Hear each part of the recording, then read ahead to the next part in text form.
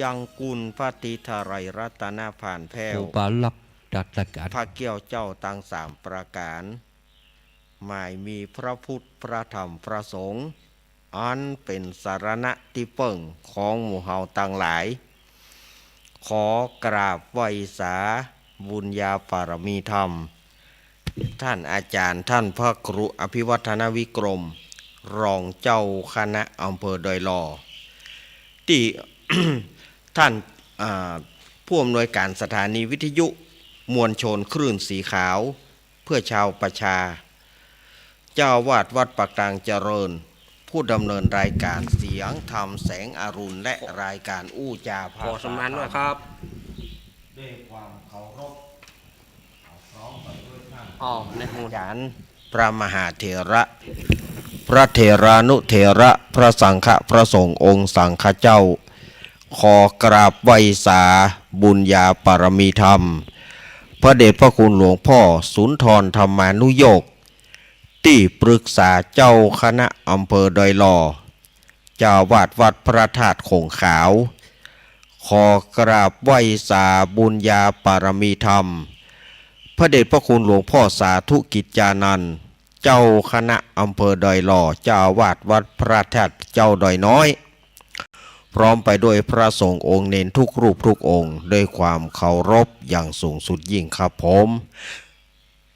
สวัสดีเจเจแล้วก็ป้าน้อยหนุ่มผาจ่อคนรูปหล่อเดนเนอร์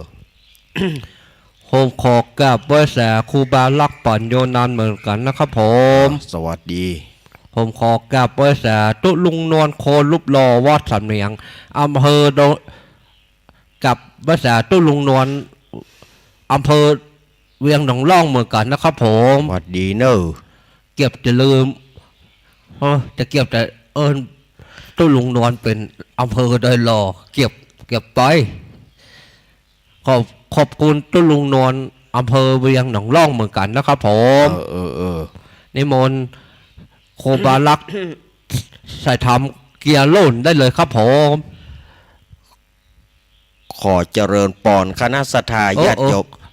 ขอสมานหน่อยนะครับผมจะประงานหน่อยเดียวนะครับหอยที่หูจากญาติของผมที่อำเภอดอยหล่อนะครับบ้านดอยหล่อได้เสียชีวิตลงแล้วเนาะแม่บาง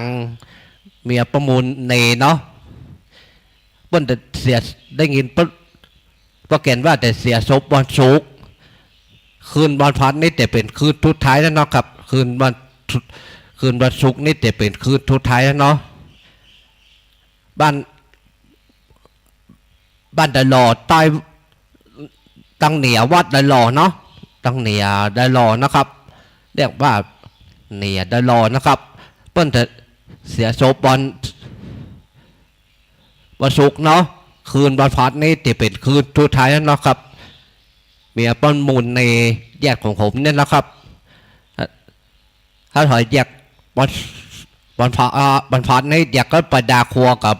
เตือนได้เลยนะครับที่บ้านดอยหล่อเหนียวัดดอยหล่อนะครับเหนียวัดดอยหล่อเนาะเหนียวัดดอยหล่อคืนวันพันนี่จะเป็นคืนทุดท้ายนะเนาะครับวันศุกร์นี่จะเป็นวันเผานะเนาะวันศุกร์นี่วันศุกร์วันที่อย่างครับโคบาครับวันศุกร์นี่เป็นวัน30เนาะวันที่30นี่จะเป็นวันเผาแล้วนะครับคือเป็นแยกของผมนะครับถ้าถอยจะอยากก็ไปร่วมงานเปิ้ลกับไปได้นะครับเชิญไปได้เลยนะครับเชิญหอยที่หูจากแม่บางเมียประมูลเนนี่ก็เชิญไปได้เลยนะครับเชิญได้เลยนะฮะเชิญได้เลยคืนวันพัดนี่จะเป็นคืนทุดท้ายเปิ้ลนะเนาะครับขอบคุณครับผมเน้นบอลเดี๋ยวทำหล่นเจริญปอนคณะสัทธาญาติโยมสัทธาสาธุชนคนดีเฮาทุกท่านวันนี้รายการสารธรรมยามบ่ายยามแรงช่วงธรรมะเพื่อชุมชนก่อปิกมาปะสัทธาญาติโยมเหมือนเช่นเคยตั้งสถานีวิทยุมวลชนคลื่นสีขาวเพื่อชาวประชาและเครือข่าย เป็นประจำกู้วันอังคารตั้งแต่เวลา3 โมงแรงเอาบ่าย3 โมงไปจนถึง5 โมงแรงโดยมีเก้ากับผมอาตมาภาพสำเนรรักปัญโยนันท์แห่งวัดสันเมืองตำบลหนองล่องอำเภอเวียงหนองล่องจังหวัดลำพูนเป็นผู้รับผิดชอบดำเนินรายการก็วันนี้ก็มาแล้วเนอะศรัทธาญาติโยมหลังจากที่ห่างหายไปประมาณ2 สัปดาห์2 อังคารเพราะว่า2 อังคารนั้นก็เจก็บายู1เจบายูแล้วก็2อาตมาบ่ค่อยสบายศรัทธาญาติโยมมันก็เลยบ่ได้มาดำเนินรายการกัน2 อังคารวันนี้ก็ปิกมาละเนอะศรัทธาญาติโยมก็ปอทำเนาปอที่จะมามาจ๋าศรัทธาญาติโยมถือว่าช่วงนี้อากาศมันเปลี่ยนช่วงฤดูใบไม้ผลิอากาศมันเปลี่ยนไปสุ่มเสียงของอาตมาภาพก็อย่างว่านะบางเตื้อก็ดีบางเตื้อก็บ่ดีเนาะเมื่อใดที่สังขารร่างกายมันไหวก็มามาจ๋าเมื่อใดสังขารมันบ่ไหวมันก็ต้องหยุดถ้าบ่หยุดมันหายไปกว่านั้นมันก็อันตรายศรัทธาญาติโยมเนาะถ้าว่าเฮาบ่พักบ่พรฝืนใจมันเกิดมันยุบไปก็เอาแถมละยุ่งไปแถมมันบ่จะว่ายุ่งเฉพาะเฮามันป่วยกันมันป่วยกันญาติพี่น้องจะต้องมาผอมากอยต้องมาปาไปหาหมดหาหมอแถมมันเป็นเวียกเป็นการหลายๆอย่างฉะนั้นเฮาหูว่าบ่ไหวเนอเฮาก็พักไปในช่วงที่แล้วนี่มันก็ประจวบเหมาะกันพอเจก็บ่อยู่อาตมาก็บ่ค่อยสบายตัวปีนี้อาตมาร่างกายอาตมาแย่ถ้าถึงปีนี้นี่นะเข้ามา69นี่แย่เข้ามา69นี่อย่างยุ่งศรัทธาญาติโยมสุขภาพร่างกายเฮาเนาะฉะนั้นเมื่ออายุเฮานักมาสภาวะร่างกายก็เอาเรื่องเอาราวเหมือนกันเฮาบอกคือเปิ้นว่ารักษาสุขภาพร่างกายแต่เฮาก็บ่อาจที่จะต้านทานกับโรคกับภัยได้เพราะว่าโรคภัยอันใดมันก็มาหุ้มมารุมเนาะเพราะว่าสภาวะอากาศบัดเดียวมันก็หลายๆอย่างเนาะอากาศจากการแพ้ฝุ่นละอองอากาศที่มันแปรปรวนเดียวก็ร้อนเดียวก็หนาวเนี่ยมันสภาวะอย่างมันก็หลายๆอย่างเนาะมันก็มารวมมาลุ่มมาตุมกันฉะนั้นถ้าวันไหนที่อาตมาได้มา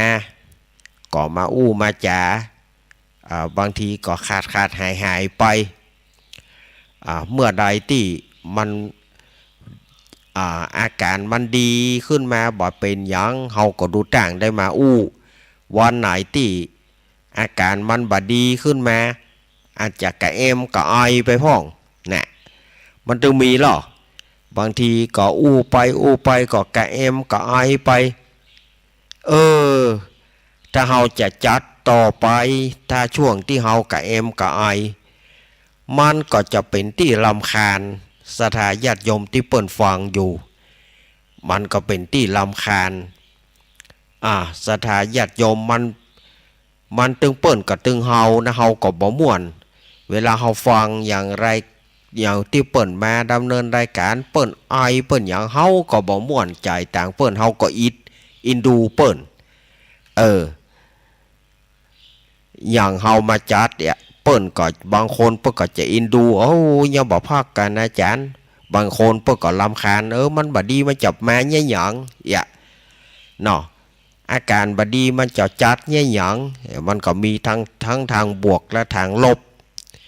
นี่ก็แจ้งกับศรัทธาญาติโยมสิ่งที่วางที่หายไปวันนี้ก็ปิกมาเนาะรายการนี้ก็จะออกอากาศพร้อมกันหลายๆสถานีมีต้นว่าสถานีวิทยุคลื่นพระพุทธศาสนาการศึกษาและวัฒนธรรม 104.50 วัดฝ่ายหินตำบลสุเทพอำเภอเมืองจังหวัดเชียงใหม่โดยเมตตาธรรมของท่านอาจารย์ท่านพระครูสมุวิสุวัตวรกิจโจสถานีวิทยุ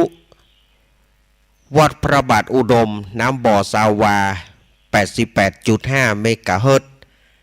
บัจใจ 100.25 แล้วนะเป็น 88.5 เมกะเฮิรตซ์อำเภอฝางโดยเมตตาธรรมของพระเดชพระคุณหลวงพ่อสุจิตานุรักษ์ด็อกเตอร์ท่านอาจารย์จำเริญโชติธรรมโมสถานีวิทยุห้วยตองซักเรดิโอ 98.75 เมกะเฮิรตซ์ตั้งอยู่วัดห้วยตองซักตำบลขวงเปาอำเภอจอมทองจังหวัดเชียงใหม่โดยเมตตาธรรมของหลวงพ่อวาปีวรมานิตกับท่านอาจารย์ชวริชชัยวังโสแต่ได้ยินแม่เพนแจ้งว่าสถานีโซนใต้เนี่ยห้วยตองซักเนี่ยบดังเตื้ออีนะนี้ได้ยินว่าอย่างอีนะเพราะอาตมาก็บอกหูเนาะแต่สถาญาติโยมถ้าว่าแม่เพนก็ดีถ้าว่าสถานีดีแล้วอย่างใดก็ให้โทรแจ้งที่เจเนอะโทรบอกเจฮะเนอะมีแล้วแม่เพนถึงมีแล้วให้แม่เพนนั่นแหละถ้าอย่างใดก็คือขอแม่เพนถ้าว่าดังหรือบ่ดังอย่าได้แม่เพนแจ้งเจฮะเนอะแล้วก็สถานีวิทยุมนเสียงธรรมมนเสียงธรรม 106.25 เมกะเฮิรตซ์ตั้งอยู่วัดบุพารามตำบลจ้างเครื่องอำเภอแม่แจ่มจังหวัดเชียงใหม่โดยเมตตาธรรมของพระเดชพระคุณหลวงพ่อมงคลวิสิทธิ์เจ้าคณะอำเภอแม่แจ่มแล้วก็ท่านปรัตอุทัยทั้งสองท่านสองอุทัยสถานีวิทยุแม่วางเรดิโออำเภอแม่วางสถานีวิทยุวัดศรีปันเงินอำเภอสันป่าตองสถานีวิทยุบ้านแป้นเรดิโอบ้านแป้นอำเภอเมืองจังหวัดลำพูนสถานีวิทยุวิทยาลัยสงฆ์นครลำปาง106.50 เมกะเฮิรตซ์วัดบรรพตสถิตโดยเมตตาธรรมของท่านอาจารย์พระมหาสมชาติชาตะปัญโยสถานีวิทยุลำปางสตาร์ 101.25 เมกะเฮิรตซ์ของคุณโยมดารุณีนี้ก็คือรายชื่อรายนามของสถานีวิทยุต่างๆที่เปิดรับสัญญาณในวันนี้หรือว่าศรัทธาญาติโยมอยากจะฟังทั่วประเทศหรือว่าทั่วโลกศรัทธาญาติโยมที่มีโทรศัพท์แบบสมาร์ทโฟนโทรศัพท์สัมผัสเฮานี่นะโทรศัพท์ข่วยเคียเฮาเนี่ยก็สามารถเข้า Google ก็ได้เข้า Google ก็ Google ขึ้นสีขาวเพื่อชาวประชาก็จะปะรายการอาตมาภาพจัดอยู่ที่นี่หรือว่าศรัทธาญาติโยมจะเข้าเว็บไซต์ก็เข้าที่ www.doilawradio.com นี่ก็จะปะรายการถ้าว่าช่วงนี้ก็จะปะรายการอาตมาภาพจะเข้ารายการมา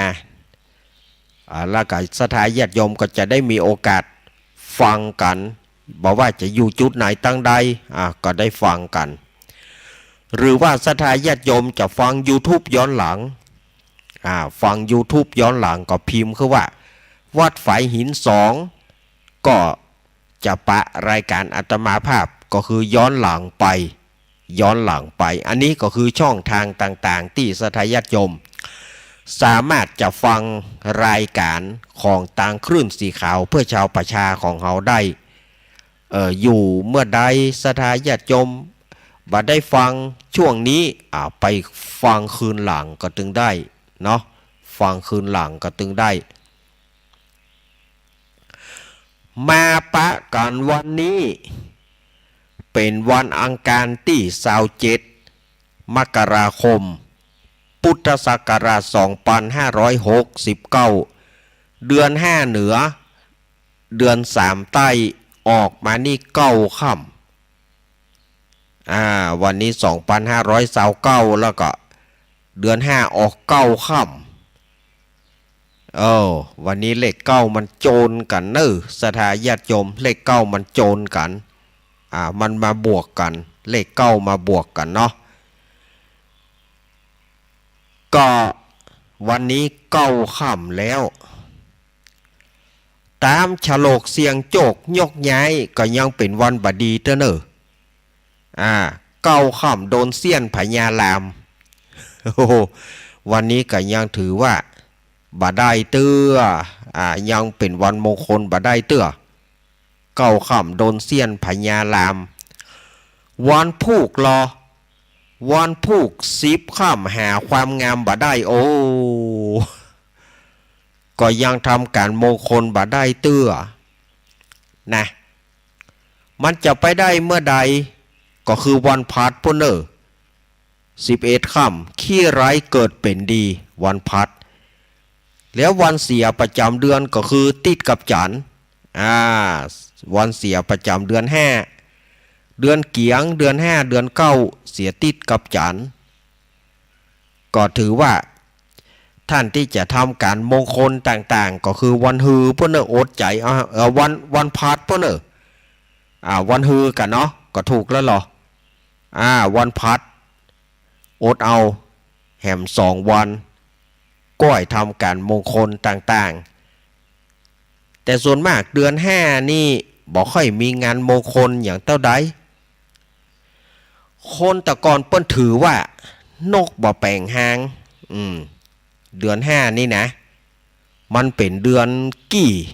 นะมันเป็นเดือนกี่ก็วันนี้ก็จะได้นำสาระต่างๆมามาจาสถาญาติโยมเต้าที่จะมีสาระต่างๆเอามากันในช่วงนี้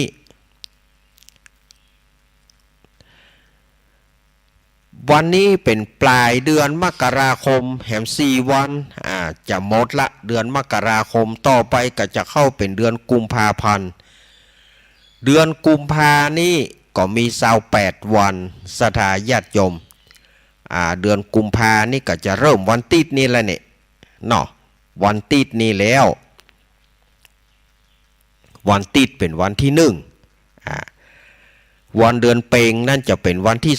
2วันที่2จะเป็นวันเพ็ญเดือน3หรือว่าเดือน5เปงเนอะวันจันทร์นี่นะวันที่2เนาะ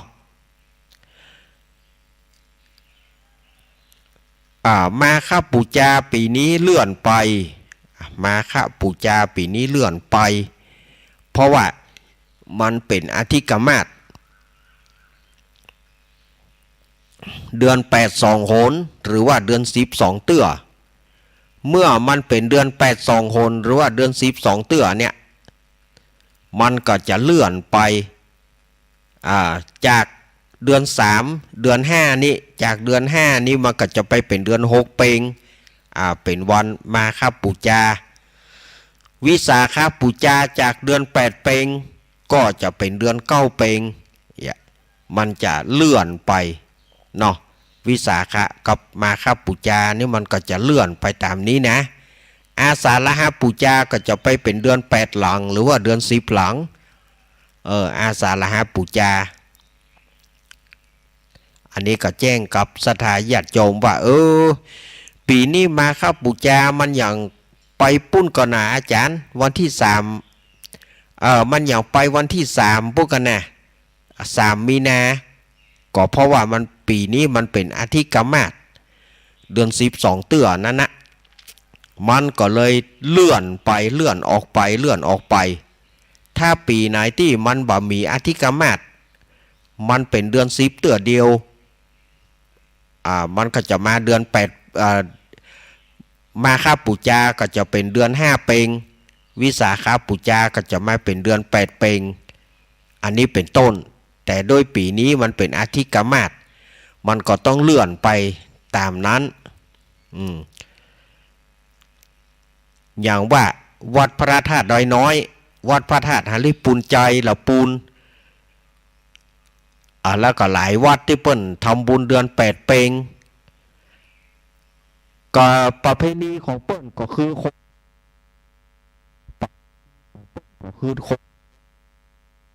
บ่เปลี่ยนประเพณี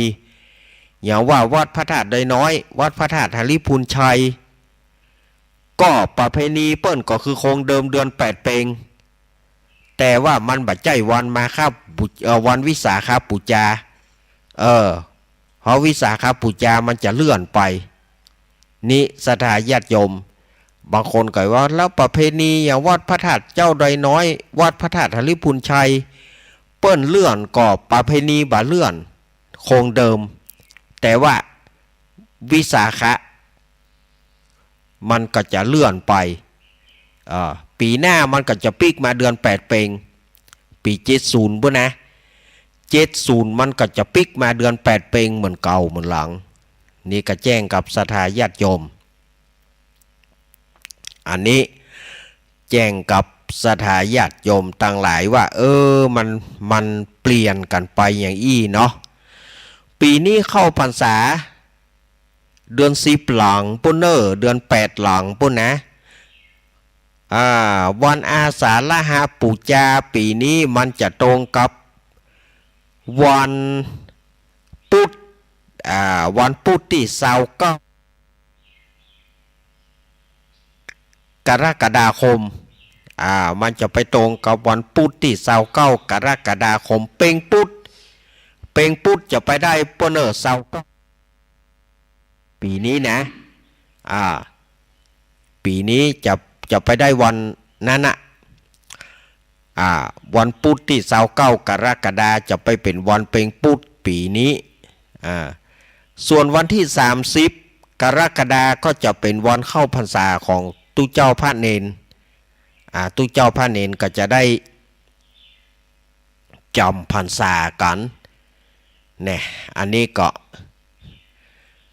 เอามาแจ้งกับศรัทธาญาติโยมว่ามันเป็นอย่างอี้เนอะ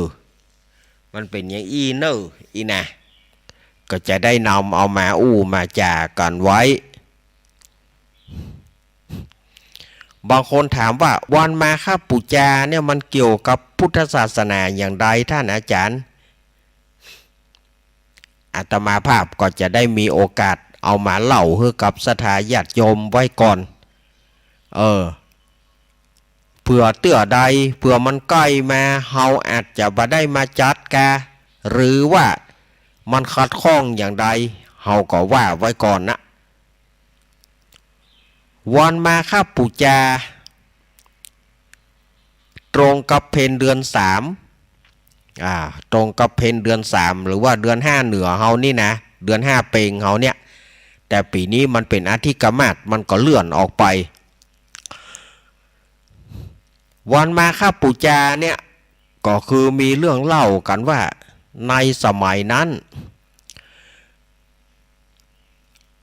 พระสงฆ์1,250 รูป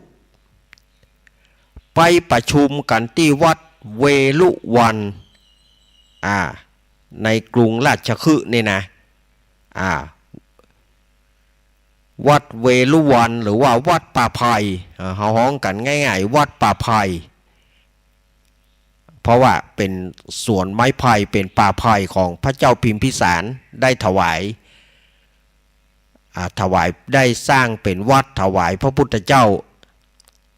ก็เลยได้ชื่อว่าเวรุวนารามหรือว่าวัดป่าไผ่พระสงฆ์เหล่านั้นล้วนแต่เป็นพระขีณาสพ ล้วนแต่เป็นพระอรหันต์ตึงมด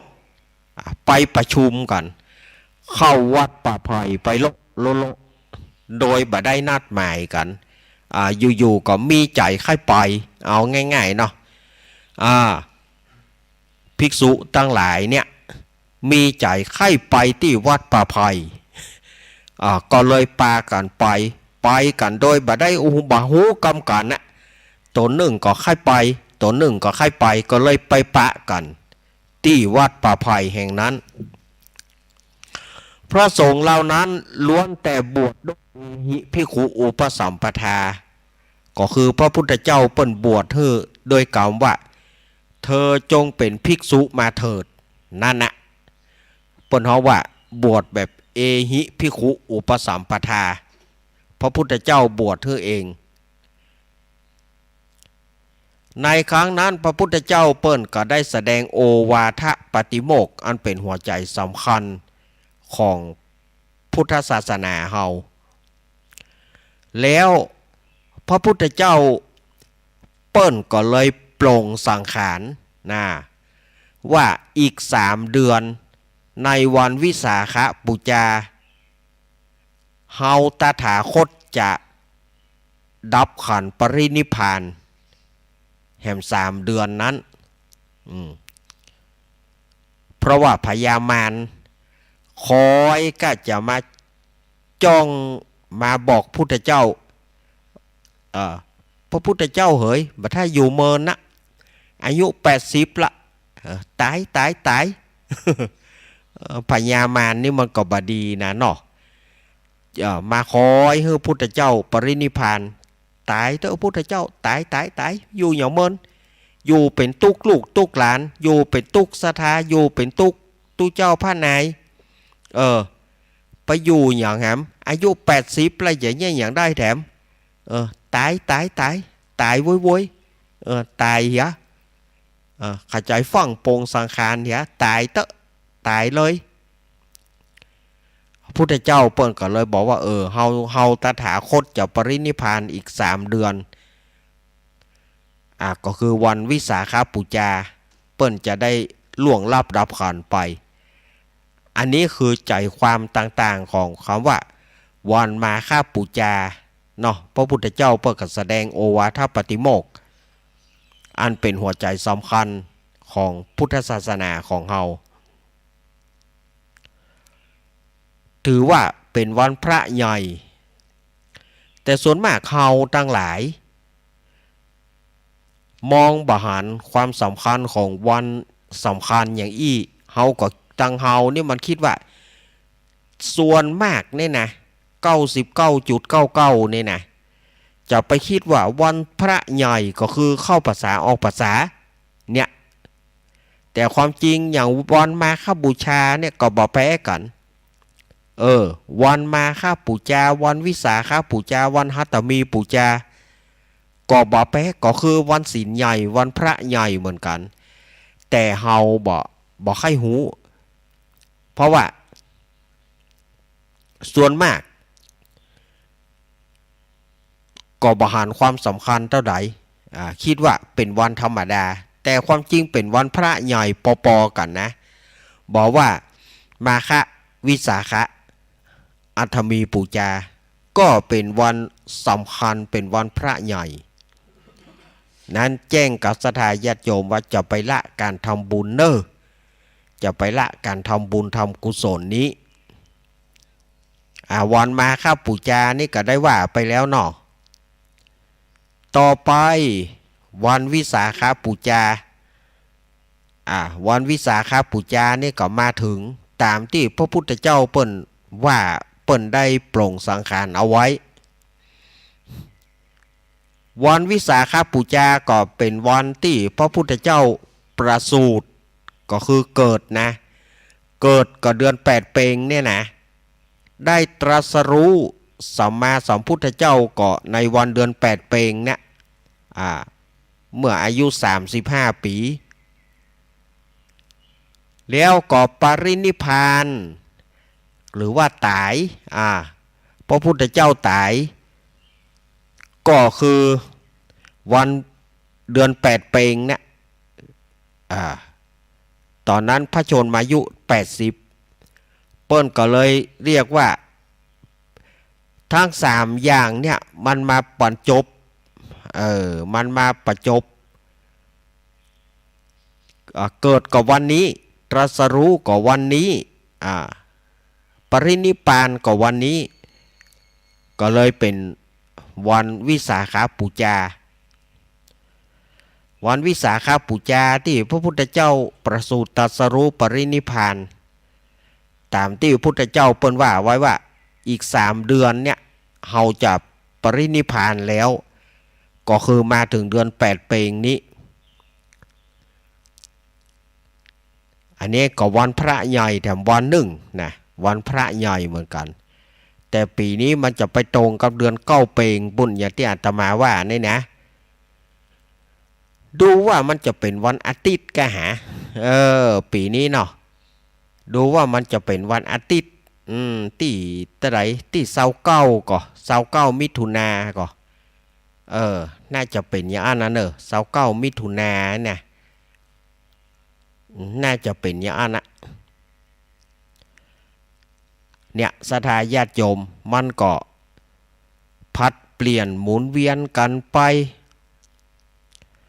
พัดเปลี่ยนหมุนเวียนกันไปอันนี้ก็เป็นวันพระใหญ่นะอีกวันหนึ่งที่ศรัทธาญาติโยมบอกให้รู้จักกันก็คือวันอัฐมีปูชาวันอัฐมีปูชานี่ก็คือเป็นวันถวายพระเพลิงศพขององค์สมเด็จพระสัมมาสัมพุทธเจ้าเป็นวันเผาศพของพุทธเจ้าอีเตอเป็นวันถวายพระเพลิงเป็นวันเผาศพของพุทธเจ้าอันนี้เป็นเรียกว่าวัน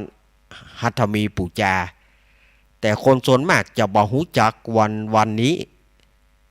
บ่ค่อยรู้จักกันความจริงก็เป็นวันสำคัญนะหัตถมีปูชานี่นะแล้วก็มาแถมเป็นวันอาสาฬหบูชาวันอาสาฬหบูชาก็ถือว่าเป็นวันเข้าพรรษาของเจ้าบ้านอันนี้ตามความเชื่อของคนทั่วไปบอกว่าเป็นวันเข้าพรรษาของเจ้าบ้านเพราะว่าเจ้าบ้านจะได้ไปทำบุญตักบาตรฟังเทศน์ฟังธรรมแต่ความจริงนั้นเป็นวันที่พระพุทธเจ้าได้แสดงพระธรรมจักรเป็นปฐมเทศนาให้แก่ปัจจวัคคีย์ทั้ง5เป็นวันที่พระรัตนะทั้ง3เกิดขึ้นโดยมีภิกษุรูปแรกก็คือพระอัญญาโกณฑัญญะอันนี้ตามความเป็นจริงส่วนมากคนทั่วไปก็บอกว่าวันอาสาฬหบูชาเป็นวันเข้าพรรษาของเจ้าบ้านวันผูกเป็นวันเข้าพรรษาของตุเจ้าพระเนนนี่ศรัทธาญาติโยมอันเนี้ยวันสำคัญแห่งพุทธศาสนาของเรานอกนั้นมันก็จะเป็นวันทั่วไปอย่างว่าวันเดือนหยี่เปงเนาะอันนี้มันก็เข้าอยู่ในเขตพุทธศาสนาแต่ว่าวันสำคัญของชาวพุทธเฮาแต่เนี่ยมันจะมีอยู่4อย่างเนี่ยมันจะมีอยู่4อย่าง4วาระนี่นะก็คือมาฆบูชาวิสาขบูชาหัตถมีบูชาแล้วก็อาสาฬหบูชาอันนี้มันเป็นวันสำคัญของชาวพุทธเฮานอกนั้นมันก็มีปลีกย่อยเข้าไปอย่างปีใหม่เดือน4เปงเดือน12เปงอันนี้มันเป็นปลีกย่อยเข้าไปปลีกย่อยเข้าไปวันศาสตร์จีนศาสตร์ไทยวันศาสตร์จีนศาสตร์ไทยตรุษจีนตรุษไทยวะวันสงกรานต์วะ อันนี้มันเป็นปลีกย่อยเข้าไป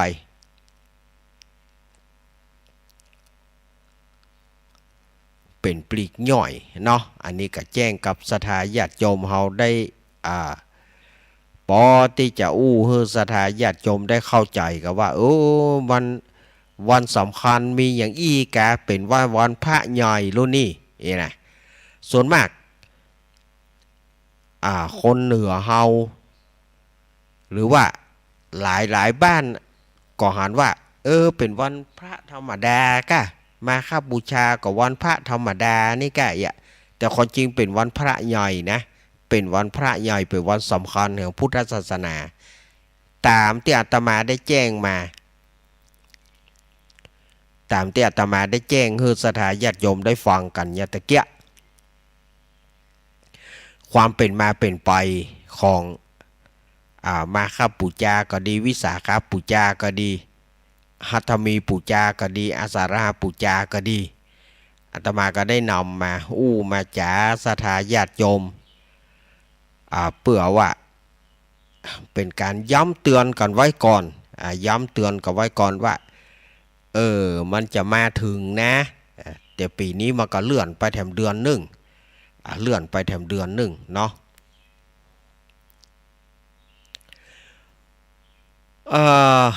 ศรัทธาญาติโยมอันนี้ก็จะมาเล่านิทานเนาะวันนี้ก็เอานิทานเก่ามาปัดฝุ่นเนอะศรัทธาญาติโยมเอานิทานเก่ามาปัดฝุ่นเล่าให้ศรัทธาญาติโยมได้ฟังก่อนที่จะมาเล่านิทานนั้นก็อนุโมทนาบุญกับคุณโยมวาสนาชัยกันทาเสริมงามลำปางเนอวันนั้นอาตมาประกาศว่าไผ่จะรับสังฆทานในงานประเพณีส่งน้ำพระธาตุวัดอาตมาภาพสั่งละ300 บาทชุดละ300 บาทโยมวาสนาประกาศพอจบรายการโยมวาสนาประกาศโทรมาว่า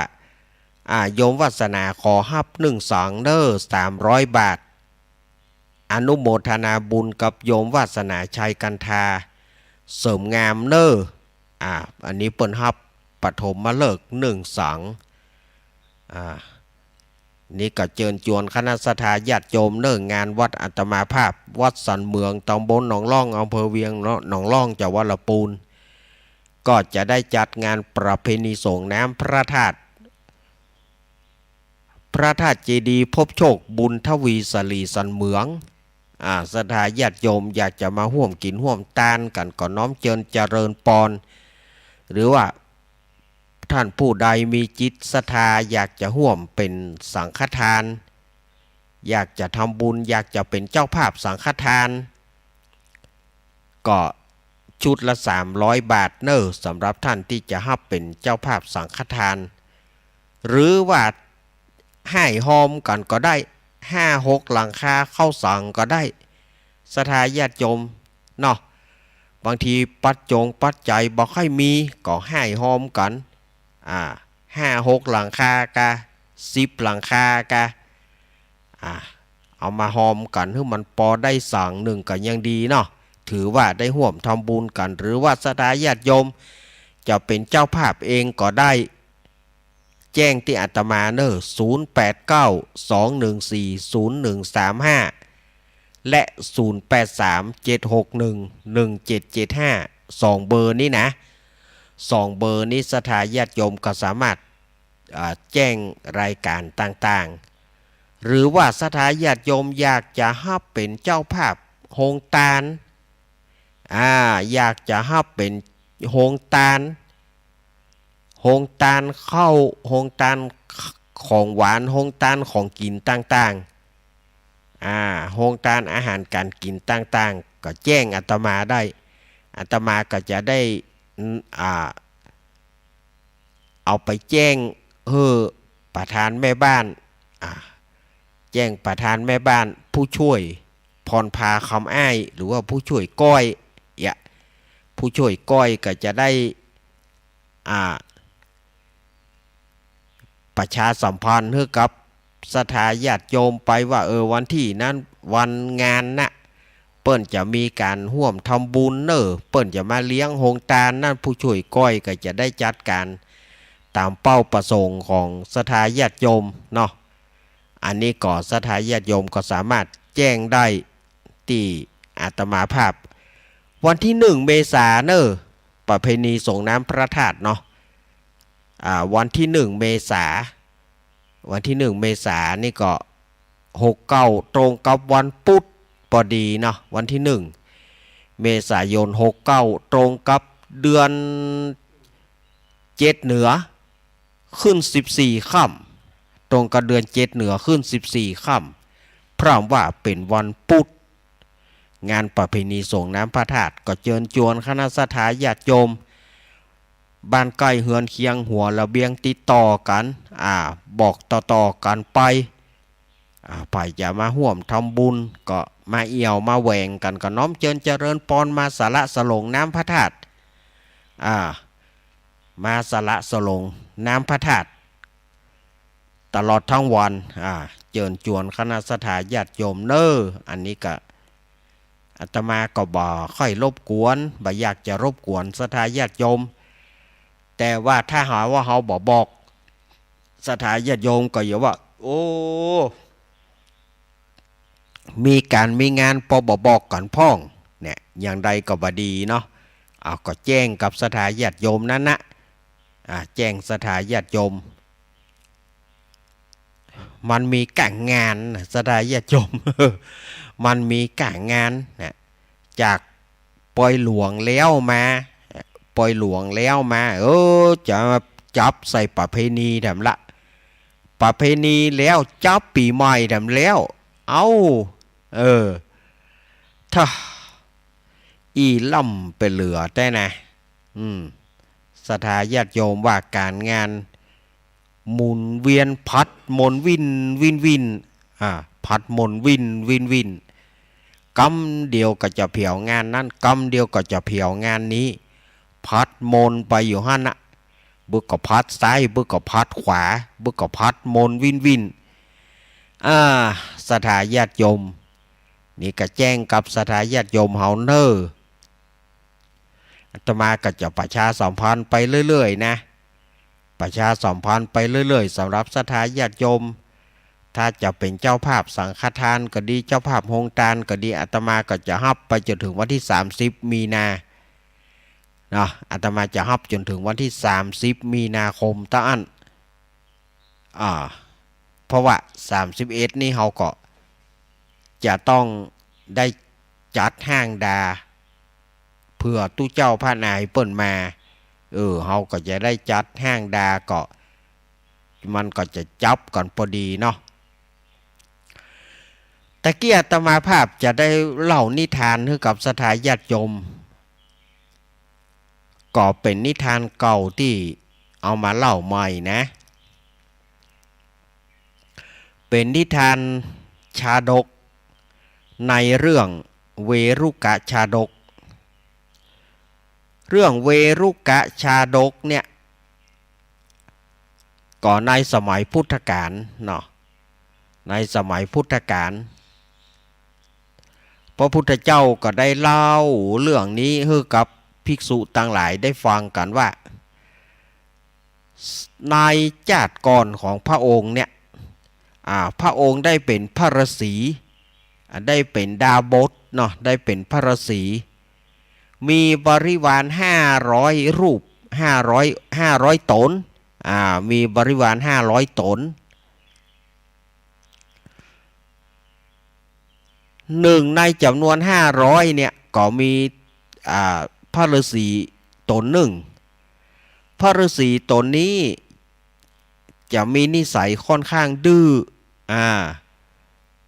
อาจารย์บอกอย่างบ่ฟังเนี่ยอาจารย์บอกอย่างบ่ใครฟังในจำนวนนี้นะมีอยู่ตนเดียวเท่านั้นแล้วก็มีอยู่วันหนึ่งเนี่ยพระฤาษีตัวนี้ก็ไปได้ลูกงูน้อยมาเป็นลูกงูเห่าน้อยเอาอย่างก็บ่เอาอย่างมาเลี้ยงก็บ่เอามาเลี้ยงเนาะเอางูเห่าน้อยมาเลี้ยงสัทธาญาติโยม เอางูเห่าน้อยมาเลี้ยงแล้วก็เอาอยู่ในลำไม้ไผ่โดยมีฝาปิดเปิดเนาะมีฝาปิดเปิดแล้วก็ตั้งชื่องูเห่าน้อยนี้ว่าเวรุกะหรือว่า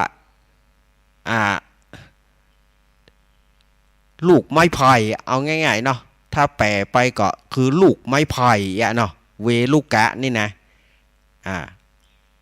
ลูกงูอยู่ในไม้ไผ่เด้อในครั้งนั้นตึงอาจารย์ตึงพระฤาษีตึงโมตึงมวลเนี่ยเปื่อนฝูงก็ได้เตือนได้เตือนทุกเจ้าได้เตือนพระฤาษีรูปตนนั้นว่าขอจะไปเอางูตัวเนี้ยจะไปเอางูตัวเนี้ยมาเลี้ยงเพราะว่างูเห่ามันขึ้นชื่อว่างูเห่ามันโผดบ่ขึ้นจะไปเอาแม้จะไปเอาแม้เพื่อปล่อยไปเหียแต่ฤาษีตนนั้นก็บอกว่ามันบ่มีพิษบ่มีภัยนะเฮาเลี้ยงมันมาแต่น้อยแม้แต่อาจารย์ในครั้งนั้นน่ะแม้แต่อาจารย์ก็ยังเตือนว่าท่านเอ๋ยจะไปเอางูมาเลี้ยงขึ้นชื่อว่างูเนี่ยวันหนึ่งมันจะต้องแหวงปิกมาฉกมากัดท่านขอปล่อยมันไปเหียแต่ว่าฤาษีตนนี้ก็บ่ปล่อยบอกว่ามันเป็นงูที่เชื่องเฮามาเลี้ยงแต่น้อยมันคงบ่มีปัญหาก็สูดเถียตี้อาจารย์สูดเถียตี้เปื่อนพระฤาษีจะบอกคือฤาษีตนนี้ก็ตึงบอกฟังแล้วก็ไปหากบหาเขียดหาแมงหยังมาฮื้องูเห่าน้อยกินดอกก่อเต้าก็ว่าพระฤาษีนี่ทำบาปเนาะไปเสาะแมงไปเสาะสัตว์เสาะสิ่งให้เปิ่นกินมันก็บาปอยู่แล้วเนี่ย ก็เป็นที่เอื้อมระอาของพระฤาษีตั้งหลายรวมถึงอาจารย์ตัวก็พยายามจะบอกจะเตือนว่านั่นมันเป็นการทำบาปท่านไปเสาะกบเสาะเขียดมาให้งูกินมันก็เป็นบาปแต่ว่าฤาษีตนนี้ก็บอกว่าอ้าวสัตว์ทั้งหลายมันก็ต้องอาศัยอาหารบ่มีอาหารกินมันจะอยู่ได้จะใดฉะนั้นไผ่บ่ต้องมาห้ามเฮาจึงจะเลี้ยงเวรุกะเป็นงูที่ดีก็ในที่สุดก็บ่มีไผว่าหยังเนาะในที่สุดก็มีไผว่าหยังแต่ว่ามีอยู่ครั้งหนึ่งนะเวรุกะนี่มันก็ใหญ่ไปเนาะมันก็ใหญ่เข้าโอ้มันก็ฮักฤาษีตัวนั้นก็ฮักได้อย่างมาก็เอาเวรุกะเฮ้ยป่อมาแล้วนะเมินเข้าเวรุกะมันใหญ่มาฤาษีก็เปลี่ยนลำไม้ไผ่แถมเสาะหาป้องไม้ไผ่ที่มันใหญ่มาแปลงให้เวรุกะมาแปลงให้งูเห่าน้อยงูเห่านี่อยู่จนกระทั่งมันเติบใหญ่มาละโอ้ฤาษีตั้งหลายก็กลัวแหละก็ไปฟ้องอาจารย์ว่าอาจารย์เฮ้ยงูเห่านี่มันก็ใหญ่มาตึงวันแล้วนะผมเขาก็กลัวขอให้พระฤาษีตนนะย้ายมันออกไปเหียแต่พระฤาษีตนนั้นก็ตึงบ่ย้ายบอกว่ามันดีมันเชื่องเฮาฮักมันเฮาจะบ่เคลื่อนคลายไปไหนมันเป็นลูกของเฮาในปีนั้นเป็นปีที่ฮ้อนที่แรงที่สุดผลหมากลากไม้ในป่าที่พระฤาษีตั้งหลายอยู่บ่ปอฉันหัวมันก็บ่ปอฉันลูกไม้ก็บ่ปอฉันก็จำต้องไปหาผลไม้จะต้องไปหาน้ำจากที่อื่นเอามาไว้บริโภคในครั้งนั้นฤาษีตนนั้นก็จะไปโดยเพราะว่าจะต้องไปหาผลไม้ไปหาของที่อื่นเพื่อจะเอามาให้ตัวเก่าแล้วก็เวรุกะกินฤาษีตัวนั้นก็เลยไปตัวเปิ้นไปตัวหมู่เพื่อนฝูงนี่นะไป ไปตัวในเวลาที่หาผลไม้ก็แบ่งส่วนอันนี้สำหรับเวรุกะอันนี้สำหรับเฮาเอกะแต่ตนอื่นเปิ้นก็เอาไว้ส่วนหนึ่งเฉพาะตนตัวแล้วก็ส่วนหนึ่งพ่ออาจารย์ได้แบ่งอาจารย์แต่ว่าฤาษีตนนี้บ่ได้เผื่ออาจารย์กลัวว่าลูกงูเห่าจะบ่ได้กินเจ้าเฮ้ยกลัวว่าลูกงูเห่าจะบ่ได้กินก็เลยไปเสาะกบเสาะเขียดเสาะตักแตนพ่องเสาะแมงอย่างพ่องเอาใส่ถุงไว้เพื่อจะเอาไปให้เวรุกะกินบรรดาพระฤาษีทั้งหลายก็บอกว่าท่านเฮ้ยท่านทำบาปนะท่านเอาสัตว์เอาสิ่งไปให้งูกินเนี่ยผมว่าท่านปล่อยมันไปมันไปสู่ธรรมชาติของมันบ่เป็นหยังเฮาบ่ปล่อยเพราะว่าเวรุกะเป็นลูกฮักของเฮาปล่อยเวรุกะไปจะได้มันก็เป็นลูกฮักของเฮาเฮาฮักมันก็ต้องฮักเขาก็ไปเสาะกบเสาะเขียดวะเสาะผลไม้วะอันของกินมันนี่กบเขียดนี่มันก่อนแน่งูนะแต่ว่าผลหมากลากไม้มันบักกินแค่บ่ฮู้กับมันแต่ถึงเวลานั้นเมื่อได้น้ำได้ผลหมากลากไม้พอสมควรละพระฤาษีก่อปากันปิกมาในอาสมศาลาส่วนว่าเวรุกะนั่นน่ะมันบ่ได้กินอย่างหลายวันลูกมันก็เครียดมันก็อยู่ในมันก็ฮ้อนตัวมันก็โมโหหิวเพราะมันไม่ได้กินมันก็จ้องจะเล่นงานน่ะป่อหาไปไหนเนาะโดยมันบ่มีปัญญาอย่างหรอมันก็โคตรป่อหาไปไหนบ่เอาอย่างว่าหากินให้เนาะมันไปที่ไหนก็น่าจะประมาณเนี้ยส่วนพระฤาษีก็ห่วงแต่เนาะห่วง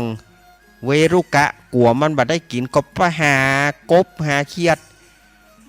หาสัตว์หาสิ่งอย่างได้เต็มถงนะผลหมากลากไม้แหมเต็มที่ท่ามกลางที่ฤาษีทั้งหลายก็เอื้อมละอานะสถาญาติโยมเหยมาถึงตัดนี่เวลาของอาตมาภาพเวลาช่วงแรกหมดไป เวลาช่วงแรกหมดไปก็ค้างแหมน้อยเดียวก็เดี๋ยวก็มาต่อภาค2กันแล้วกันเนาะมาต่อในช่วงที่2ก็เดี๋ยวก็เอามาเล่าให้กับสถาญาติโยมในช่วงที่2กันแล้วกันช่วงนี้อาตมาก็คงจะพักไว้ไปกรรมก่อนเปลี่ยนรายการเปลี่ยนเรียกว่าเปลี่ยนรายการสักพักหนึ่งก็เดี๋ยวก็มาเนาะเดี๋ยวอาตมาภาพจะมาปะช่วงที่2เนาะเรามาเล่าให้มันจบเนาะขอเจริญพร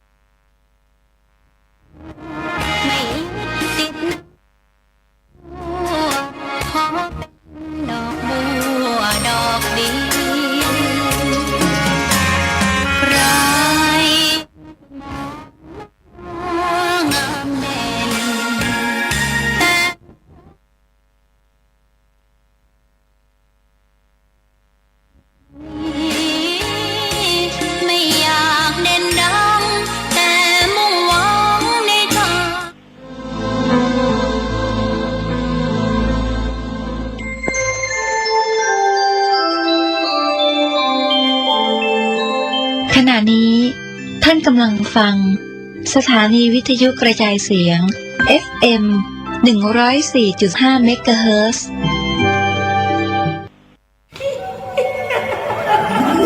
กระจกวิเศษจงบอกข้าเถิดใครงามเลิศในปัทภีก็พระนางน่ะสิ ราชินีผู้เลอโฉม ดูสิ ตั้งแต่ท่านพาชาวประชางดเผาป่าและขยะในครัวเรือน ชาวไร่ชาวนาก็งดเผาตอสั่งข้าวฟางข้าวหันไปไถกลบทำปุ๋ยหมักแปรรูปเป็นอาหารสัตว์ หรือเอาไปอัดเป็นก้อนแทน อากาศก็ดีไม่มีฝุ่น PM 2.5 คอยกวนใจ หน้าตาท่านก็สดใส ผิวพรรณผุดผ่องเป็นที่สุดพะยะค่ะ ต้องแบบนี้สิ เจ้าพูดถูกใจข้ายิ่งนัก เพราะทุกการเผานั่นคือการสะสมฝุ่น แต่ถ้าทุกคนร่วมใจกันหยุดเผา เราก็จะมีแต่อากาศบริสุทธิ์ไว้หายใจ ห่างไกลมะเร็งปอด สุขภาพก็ดี มันคือที่สุดแล้ว ราชินีจงเป็นอมตะ ราชินีจงเป็นอมตะ ข้าขอบูชาท่านพะยะค่ะ ไปเอาธูปมา แต่ไม่ต้องจุดแล้วนะ เดี๋ยวนี้ข้าเปลี่ยนมาใช้ธูปไฟฟ้าแล้ว มันจึ้งมาก ไม่มีฝุ่นเลย คุณภาพอากาศดีด้วยการร่วมมือของทุกภาคส่วน ปรารถนาดีจากสำนักงานประชาสัมพันธ์ที่ 3 กรมประชาสัมพันธ์เก็บบัวขึ้นมาเพื่อสร้างความดีและสร้างบารมีดังว่าใช้ดอกบัวนี้บูชาพระสัมมาสัมพุทธเจ้า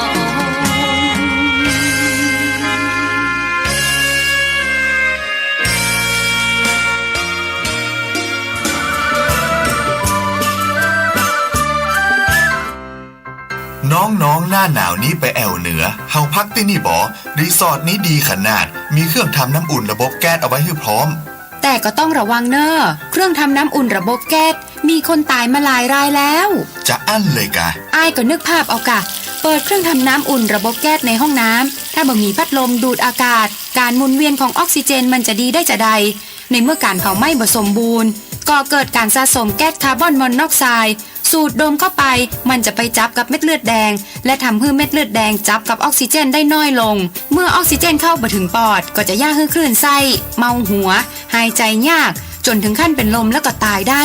โดยเฉพาะคนที่มีโรคประจำตัวเช่นโรคหัวใจโรคเลือดจางหอบหืดถุงลมโป่งพองโรคความดันโลหิตสูงซึ่งจะมีโอกาสสูงกว่าคนอื่น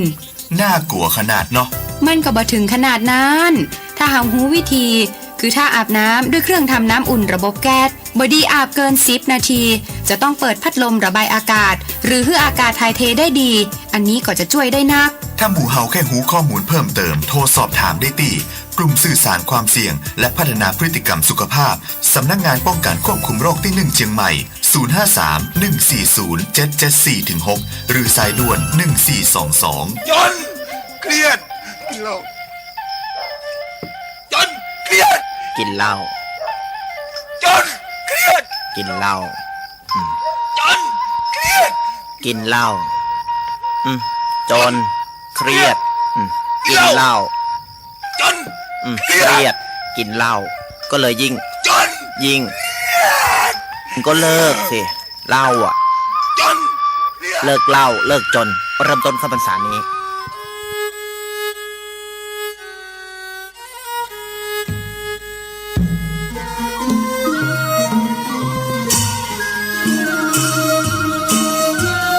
ที่หมดครูบาจัดรายการลุ่นได้เลยครับผม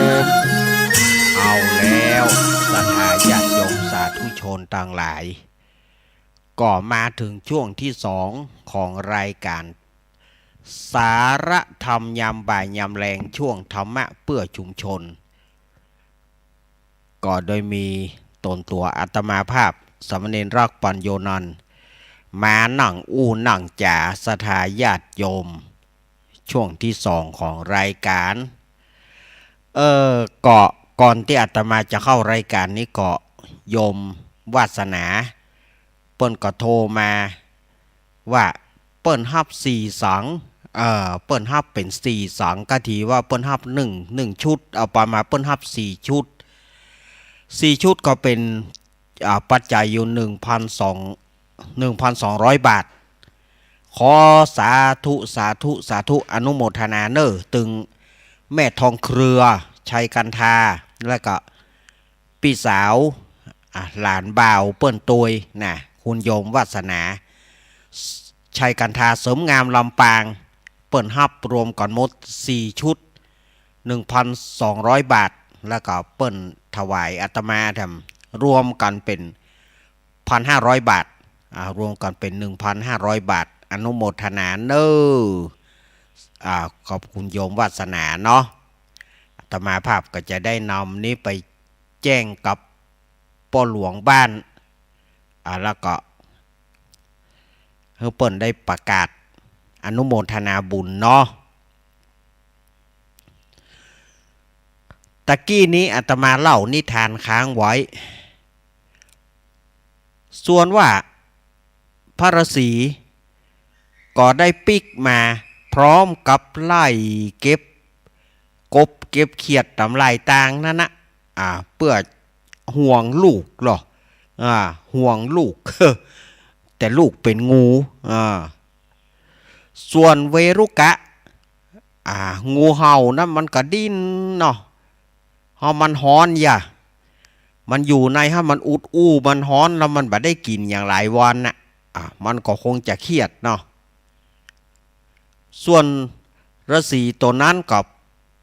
เต้าได้ถึงถงปลาเนาะผลหมากลากไม้อย่างที่ว่านั่นนะ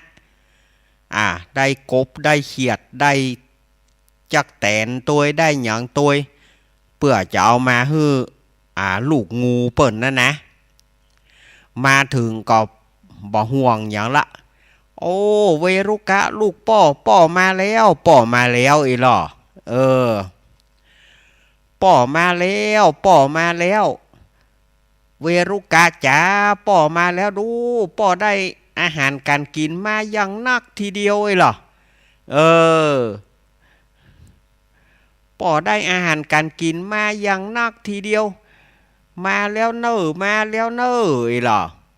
มาถึงก็ไปเปิดกรงไปเปิดฝาป้องไม้ไผ่นั่นนะเปิดฝาป้องไม้ไผ่น่ะปอกก็ว่าเวรุกะเนี่ยมันบ่ใจลูกงูที่เชื่องสกรรมมันโมโหหิวเนาะมันก็เข้าชกที่แกตาของงั้นฤาษีตัวนั้นทันทีโอ้ยเวรุกะอย่างเงี้ยก็ป้ออย่างอี้เหรอชกบ่ได้ผูปิดเข้าใส่ตาทำกำหนึ่งเอาล่ะกำนี้ก็แก้ไขบ่ได้ละกำเนี้ยโอ้ยแต่ด้วยมันชกเข้าแก่ตานี่เนาะแล้วผูปิดซ้ำกล้าผูปิดซ้ำนี่มันก็ตาบอดแล้วนะสถานญาติโยมสังเกตมาก็มาถ้าว่าตามันบ่หันฟุ่มฟีแสดงว่ามันโดนปิดงูมันโดนงูเห่าแล้วนี่โคนเห่านี่มันจะไปเหลือว่ะมันได้ตึงชกตึงผูปิดมันก็แล้วพระฤาษีตัวนั้นก็เลยตายไปเมื่อตายไปก็พระพุทธเจ้าเปิดก็เลยบอกว่าเนี่ยความดื้อความลึกมันบ่ได้สร้างอย่างฮื้อดีเนาะเปิ้นบอกว่าเปิ้นว่าเสืออันนี้เป็นพระเจ้าอันใดเปิ้นว่าพระเจ้าอันนั้นเป็นเสืออันนี้ก็คือยุ่งไปเลยอย่างเงี้ยในที่สุดก็พบกับจุดจบของฤาษีตนนี้เลี้ยงอย่างบ่เลี้ยงงูเห่า สถานญาติโยมเหยเลี้ยงงูเห่านี่เนาะเพิ่นว่าเลี้ยงงูเห่ามันก็ยุ่งกันเนาะวันดีคืนดีก็มันก็แว้งชกแว้งกัดเฮาเมื่อใดเฮาจะไปหูมันว่ามันจะบอกคือเฮารู้ว่าใหญ่มามันจะต้องฆ่าเฮาบ่ใจเมื่อมันได้มีความสุขความเจริญแล้วบ่ใจว่ามันจะอินดูเฮา เคยมีตัวอย่างอย่างนักนะตัวอย่างเรื่องของเอางูเห่ามาเลี้ยงเนี่ยอย่างเจ้านากับงูเห่าก็ดีเนี่ยเจ้านาก็อินดูแต่อินดูงูเห่าเอาใส่ปกเสื้อเอาใส่ปกเสื้อเพราะว่าอินดูมันหนาวเอาไปใส่ปกเสื้อมันได้อุ่นมากับปอกชกเจ้านาก็ตายไปเหียอันนี้ก็ไปต้นนะแล้วก็แฮมอย่างหนึ่งแฮมที่อันนี้กับเจ้านาเหมือนกันนะที่เจ้านาที่อาตมาเคยเล่ามาเนาะเจ้านาที่ไปอินดูงูเห่าแล้วเอาใส่ถุงเอาใส่ถุงสปายอินดูมันบอกก็ว่างูเห่านั้นเมื่อมันอุ่นแล้วแทนที่มันจะกึดถึงบุญถึงกูลเปิ้นกลับว่าโทษไปว่าพ่อใจคนนี้จะกึดฆ่าเฮามันเอาเฮาไปใส่ถุงมันจะเอาเฮาไปยำกินฉะนั้นเฮาจะต้องฆ่ามันพ่อใจคนนั้นก็เนี่ยใดก็กูเอามึงกูหวังใจเอามึงใส่ถุงนี่เพื่อจะให้มึงได้รับความอบอุ่นกูจะเอามึงไปปล่อยบอกก็ว่างูนี่ก็บอกฟังปองจะฆ่าพ่อใจคนนั้นไปถามไผไปถามสัตว์ตัวใดสัตว์ตัวนั้นก็กลัวอำนาจของงูเห่าก็เลยแกล้งกล่าวเท็จเถียว่างูเห่าไปฝ่ายถูกเปิ่นนอนอยู่ดีๆบ่น่าจะไปช่วยก็สมควรละให้งูเห่าคบมันพอใจคนนี้ก็ไล่ถามเพียวพระฤาษีนะพระฤาษีก็ย้ำว่ากลัวอำนาจของงูเห่าก็เลยบอกเท็จไปว่าตัวเก่าพิษจนในที่สุดหมาจิ้งจอกเนาะในที่สุดก็ไปปะใส่หมาจิ้งจอกหมาจิ้งจอกก็เลยถามว่า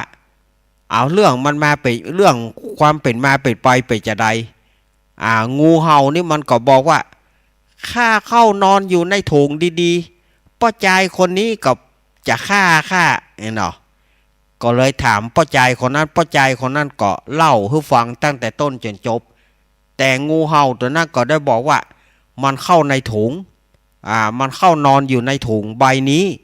แล้วป้าใจคนนี้จะเอามันไปฆ่าหมาจิ้งจอกป้าก็เลยบอกว่าเอาอย่างอีงูจงออกถุงมางูมันก็เลยลุยออกถุงมาเมื่อออกถุงมาแล้วท่านเข้าไปอย่างใดมันก็ลุยเข้าไปในถุงเมื่อลุยเข้าไปในถุงก็หมาจิ้งจอกก็เลยบอกคือป้าใจคนนั้นว่าบัดถ้าอินดูมันคอดปลายถุงแล้วเอาค้อนหวดเข้า คอดปลายถุงแล้วค้อนหวดเข้าในที่สุดงูเห่าเนี่ยก็ตายเลยน่ะสุดบ่ได้อย่างสักอย่าง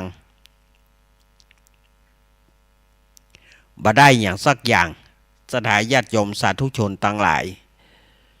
สิ่งใดที่บางทีจะช่วยไผ่แต่ละทีมันก็บ่ใช่เป็นเรื่องง่ายๆเนาะบางทีช่วยแล้วก็บ่ได้เป็นบุญเป็นกุลอันใดกินก็บ่ได้กินหนังก็บ่ได้ห้องหนังปลายเพราะเอากระดูกมาแขวนคอแถมก็มีนะมันตึงยุ่งหยาบเหมือนกันนะอาตมาว่านะเนาะอันนี้ก็เหมือนกันนะอันนี้ก็แถมเรื่องหนึ่งนะเกี่ยวกับเรื่องฤาษีเหมือนกันนะฤาษีตนนี้ชื่อว่าสมานอินทรโคตสมานอินทรโคตเนี่ยก่อไปปะใส่จ้างน้อยแม่มันตายละก็อินดูจ้างน้อย ก็เอามาไว้ที่อาสมของตัวเก่าแล้วก็เลี้ยงดูด้วยกล้วยด้วยอ้อยเนาะกล้วยอ้อยใบไผ่กะอย่างที่จ้างกินได้น่ะก็เอามาฮื้อประจำพระฤาษีตั้งหลายรวมถึงอาจารย์ก็ได้บอกว่าปล่อยมันไปตามธรรมชาติเตอะถ้าไปหน้านะเกิดตกมันขึ้นมาจะเดือดร้อนนะท่านแต่ว่าฤาษีที่ชื่อว่าสมานอินทรโคตก็บ่ยอมก็บอกว่าจ้างตัวนี้เป็นจ้างที่เชื่องผมเอามันมาเลี้ยงแต่น้อยมันคงบ่ทำร้ายผมนั่นน่ะ อันนี้เนื้อความมันก็ไปเหมือนกับเวรุกะนั่นนะเนื้อความมันก็ไปเหมือนที่เรื่องต้นแต่เกี้ยอาตมาก็จะตัดตอนไปจนถึงจ้างเนี่ยใหญ่ขึ้นมาเป็นจ้างรุ่นขึ้นมาฤาษีผู้เป็นอาจารย์ก็ได้เตือนนะว่าปล่อยมันไปอย่าเตอท่านเกิดมันตกมันอย่างมาท่านจะตายหาห้อมนะบ่เป็นอย่างมันถึงแบบนี้อย่างคือผมเป็นป่อมันตึงคนมันจะไม่เงี้ยคือผมบ่ได้สมานอินทรโคตว่าอันก็ในปีนั้นก็เหมือนเดียวกันนะผลหมากหลากไม้บ่มีกินก็ต้องไปหาผลไม้จากที่อื่นจะต้องไปค้างคืนถึง7 วัน 7 คืนสมานอินทรโคตก็ไปตัวแล้วก็บอกคือจ้างลูกอยู่นี่กันเนอร์เดี๋ยวป่อจะไปหากล้วยอ้อยจะไปหาผลไม้ต่างๆที่ลูกชอบมาก็มันหลายวันเนาะปรากฏว่าจ้างนี่ก็เกิดตกมันขึ้นมาเมื่อจ้างตกมันก็พังอาสมของสมานอินทรโคตมีแหลวแป้ดหมดอาสมศาลานั้นเมื่อถึงวันท่วน7สมานอินทรโคตกับตังฤาษีตั้งหลาย500ก็ปากันปิกมาเมื่อปิกมาปกวัดเพราะว่าจ้างลูกจ้างเนี่ยมันบ่ได้กินอย่างตัวน้ำก็บ่ได้กินอาหารก็บ่ได้กินมันก็เครียดมันก็เลยลวดตกมันพังอาสมศาลาของสมานอินทรโคตหมดหมู่ฤาษีตั้งหลายปิกมาก็มาหันใส่โอ้ตายละอาสมของสมานอินทรโคตแล้วหมดเจ้ามันกำลังล้างท้ายมาเจ้ามันกำลังล้างท้ายมาสมานอินทรโคตบอกฮู้ว่าวันมรณะแห่งตัวเก่าจะมาก็เอิ้นตั้งแต่ไก่ลูกป้อมาแล้วเนอะ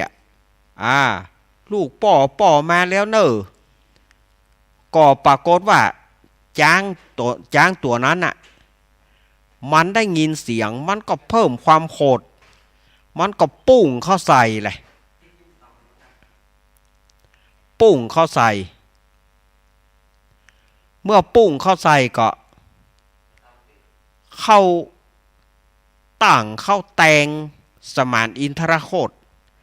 ในที่สุดสมานอินทรโคตก็ต้องมาตาย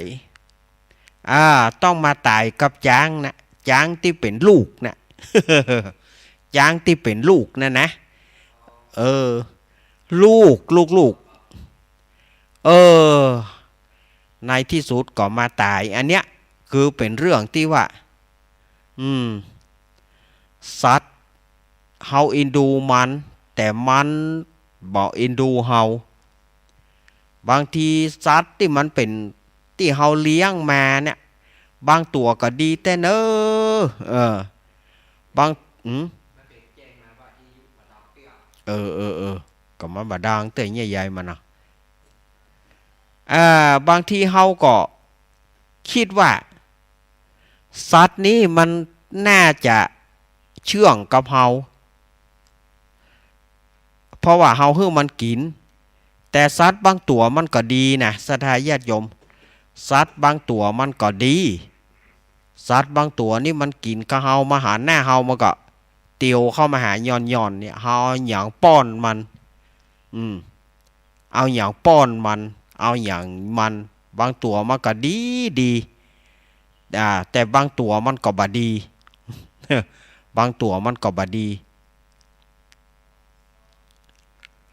ก่อนอาตมาเลี้ยงงัวเหรอเลี้ยงงัวนะเอามาใหม่เอามาใหม่มันบ่ค่อยฮื้อยุบมันบ่ค่อยฮื้อเฮาเล่นบ่ค่อยฮื้อเฮากำมันกันนี่ก็บิดหนีกันนี่ก็บิดหนีกะมันหมอกใดก็ก็เฮาเข้าไปใกล้มันหนีไปอย่ามันบ่ฮื้อกำมึงแห่กะ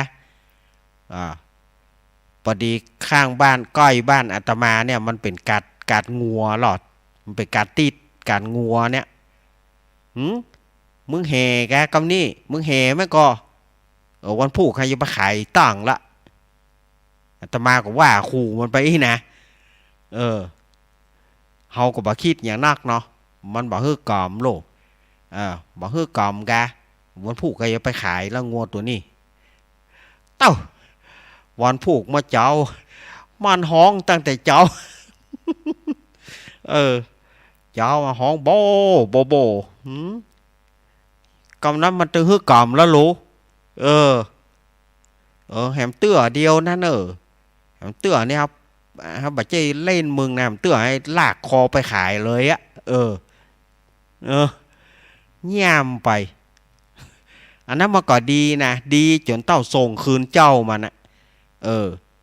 ดีจนเต้าส่งคืนเจ้ามันเอาเปิ้นมาเลี้ยงผ่าเนาะเอาเปิ้นมาเลี้ยงผ่าแล้วก็อัน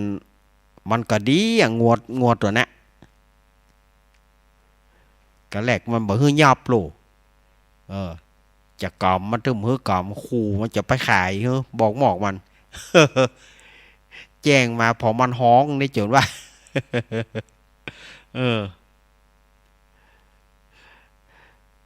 นะสถาญาติโยมสัตว์บางตัวมันก็ดีสัตว์บางตัวมันก็บ่ดีงัวควายบางตัวมันก็ดีห่อเจ้ามันแต่บางตัวมันก็เหี้ยให้เจ้ามันก็เหมือนช้างช้างมันก็บางตัวมันก็ดีบางตัวมันก็บ่ดีสัตว์ทั่วไปเฮาก็ไว้ใจมันบ่ได้เนาะเตือนเอาว่าไปอินดูสัตว์ตัวนั้นอีนะแต่อย่าให้มันได้เครียดสัตว์ตั้งหลายถ้ามันได้เครียดมันก็มีปัญหามันก็มีปัญหาเนี่ยเฮ้ยเจ้ามันการอย่างการมันก็มีนักหมามันเป็นวอนะหมามันเป็นวอสมัยบัดเดียวนี่บ่มีละก้าเนาะหมาเป็นวอนี่นะสมัยก่อนหน้าเนี่ยนี่น่าจะเข้าเดือน4เดือน5นี่น่าจะเข้าหน้าฮ้อนเนี่ยโตแต่เป็นละอ่อนนี่กำเดียวเปิ้นเปล่าเหนือเปล่าใต้มาวอเนปดโทมันหังมาแล้วกงงแต่นี่คอแข็งกึกดึกเตียวสื่อเลิกทึกกันนี้ กะเดียวเขาไล่ตีดกันละค้อนคนอันน่ะมันหลอดหัวตาแสงหรอมันหลอดหัวมันถ้าหลอดไปได้มันก็หลอดนะถ้าหลอดไปมันขำหัวหันนะเขาจะได้ซ้อมมันน่ะ เขาจะได้ซ้อมมันขำมันไปขำหัวหันหรอหมาวอนี่นะมันบอกขำหัวเขาไปได้บุบมันถ้าสังเกตเตอะถ้ามันเตียวคอแข็งกึกดึกเอาระวังให้ดีแม่นนะแล้วตะกอนนักแต่น้ำลายย้อยเตยหมาวออย่ามานักแต่นักว่าในสมัยเขาเป็นละอ่อนเนาะเตื่อเล่นกันอยู่ดีๆมาวอมาฮันเนอร์น่ะมันหังมาแต่นี่เดี๋ยวกึกดึกก็เดี๋ยวละเจ้าบ้านค้อนคนอ่านละค้อนคนอ่านละอ่อนหนีไปขึ้นบนเฮือนไป ไล่ละออนขึ้นเฮือนกันนะกันกระจายกันแล้วมันหลอดหัวมันหลอดไปบ่ไหวแล้วมันขามฮันละกาเขาได้ใส่ของมันฮันนะบัดเดียวนี่หมาเปิ้นฉีดยาเนาะหมาเปิ้นฉีดยาหมาเปิ้นไอ้หยังเนาะหมาอยู่ในกรงในหยังหมาบ่ให้บดีก็ถือว่าหมาบัดเดียวเปิ้นมีการฉีดยาสัตวแพทย์เปิ้นคอยไปฉีดยากุติกุตังหมาน่ะเมียวน่ะเปิ้นเอาไปฉีดยากันกุติกุตังเนาะสมัยตะก่อนหมาบ่ได้ฉีดยาบ่ได้ฉีดหยังเอ้ยแต่ก่อนนี้นักแต่บัดเดียวนี่เฮาไม่ได้ยินอย่าละหมาวอกาอย่างกานี่นะก่อนนี้มันนักนะเฮาเป็นละอ่อนเฮาจะว่าคนเท่าจุก็บ่ใจมันหังมาแต่นี่ซะ มันหังมาแต่นี่มันถึงคอมันถึงแข็งกึกดึกมันเตียวมันถึงมีตีเลี้ยวโลมันถึงเตียวไปติ๊กติ๊กสื่อหน้าติ๊กติ๊กไหนโจรดะอันนั้นน่ะแม่นน่ะมันถึงโจรดะเพราะว่ามันบ่มีที่เลี้ยวคอมันเลี้ยวบ่ได้กะหมูถ้ามาเป็นวอคอมันเลี้ยวมันได้นะมันถึงไปอย่างเดียวโจรอย่างเดียว เขาจะมันจ้างโจรจอกเขาจะได้บุบมันกับอันนั้นน่ะเอานักเตะเนี่ยสถาญาติโยมนักเตะบัดเดียวนี่มันมีละวิวัฒนาการของคนเฮานี่มันก็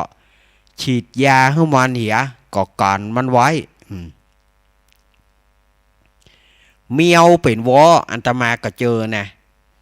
เมียวนี่นะอัตมาเขาสมัยก่อนอยู่ศูนย์เนาะเปิ้นวันเสาร์วันอาทิตย์เนี่ยเปิ้นเฮ็ดทำงานพิเศษกันอย่าอัตมาเขาก็ทำงานพิเศษมันลูกไหนมาก็โมอยู่ๆก็มาขู่มันจะปุ่งเข้าใส่นะ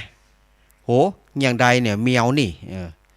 เจ้าหมูก็เลยบอกว่าเฮ้ยเมียวนี่มันบ้าว่ะไปใกล้มันนี่ปวดโทเมียวมันเป็นเมียวบ้านะอาตมาก็มาปะนะเมียวเป็นบ้าเป็นวอเนี่ยมันตึงคางโหอ่ะคางโหมันจะปุ่งใส่เฮาอย่างเดียวน่ะอันนี้เอาเรื่องเก่ามานะย้อนยุคไป40 กว่าปีนะสมัยอาตมาอยู่ศูนย์เนาะ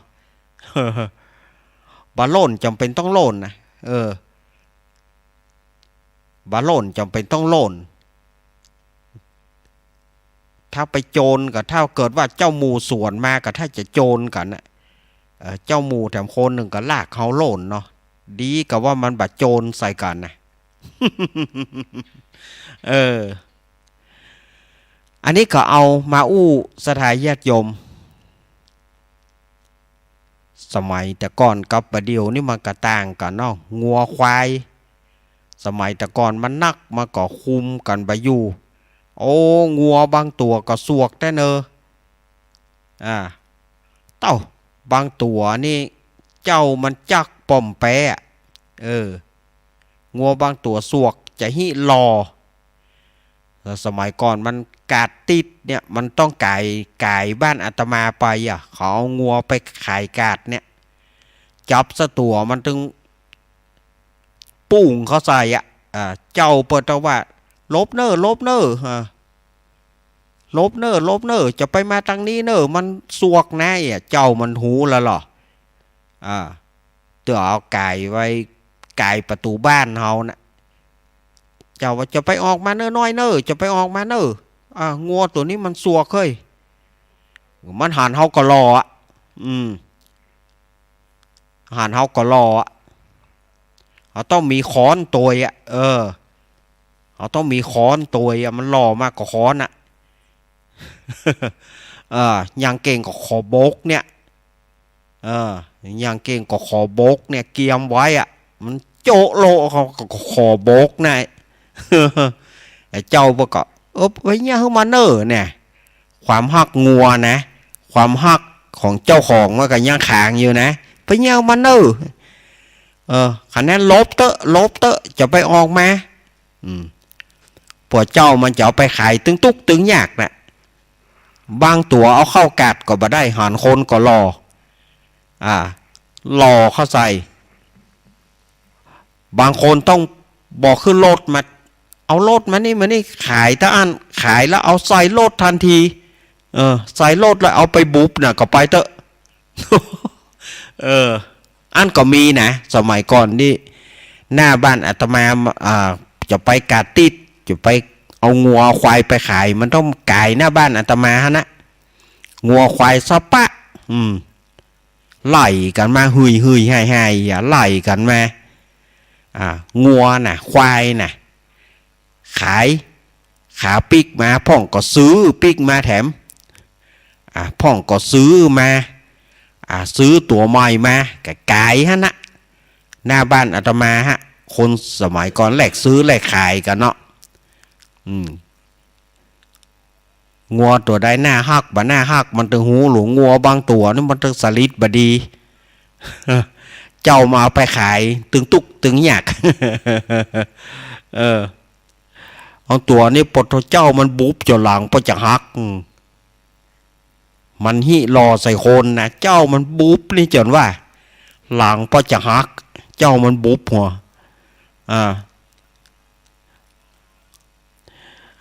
จับเข้าใส่บางคนถอดมุยมา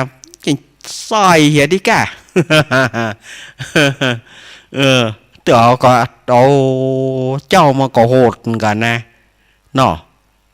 สักคนถอดมุยออกมาเลยนะจะตอกหน้าผากงัวนะเผื่อมันจะไปขายทุลักทุเลก็มันจะได้ขายเนาะสมัยก่อนหน้าบ้านแต่มามันจะต้องไก่หรอคนซื้อก็จูงไก่หน้าบ้านนะคนขายก็จูงไก่หน้าบ้านนั่นนะมันถึงเจ้าบะแจ้งของวันติดเนี่ยมันถ้าหวังได้รับตี 4 ตี 5ไปนี่เอาแล้วไล่งัวไล่ควายมาหุยให้ไล่งัวไล่ควายมาหุยให้บัดเดียวหมีละบัดเดียวมันเขาไปเอาใส่รถอย่างเดียวเนาะงัวบัดเดียวมันได้จูงแต่งัวบัดเดียวมันได้จูงแน่สถาญาติโยมว่าบัดเดียวเขาถามละอ่อนลองส่งอาตมา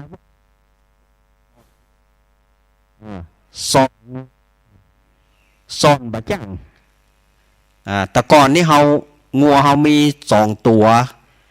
ก็ดีมีหลายตัวก็ดีเขาจูงให้ตัวงเนาะเขาซ่อนให้ตัวงเหรอเขาซ่อนตัวนำนะตัวนำเขาซ่อนไปตัวแหมตัวงเขาจูงไปซ่อนกับจูงนี่มันคนละอย่างกันซ่อน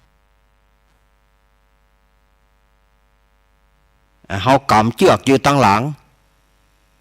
อันนั้นเขาซ่อนไล่มันไปซ่อนไปไล่มันไป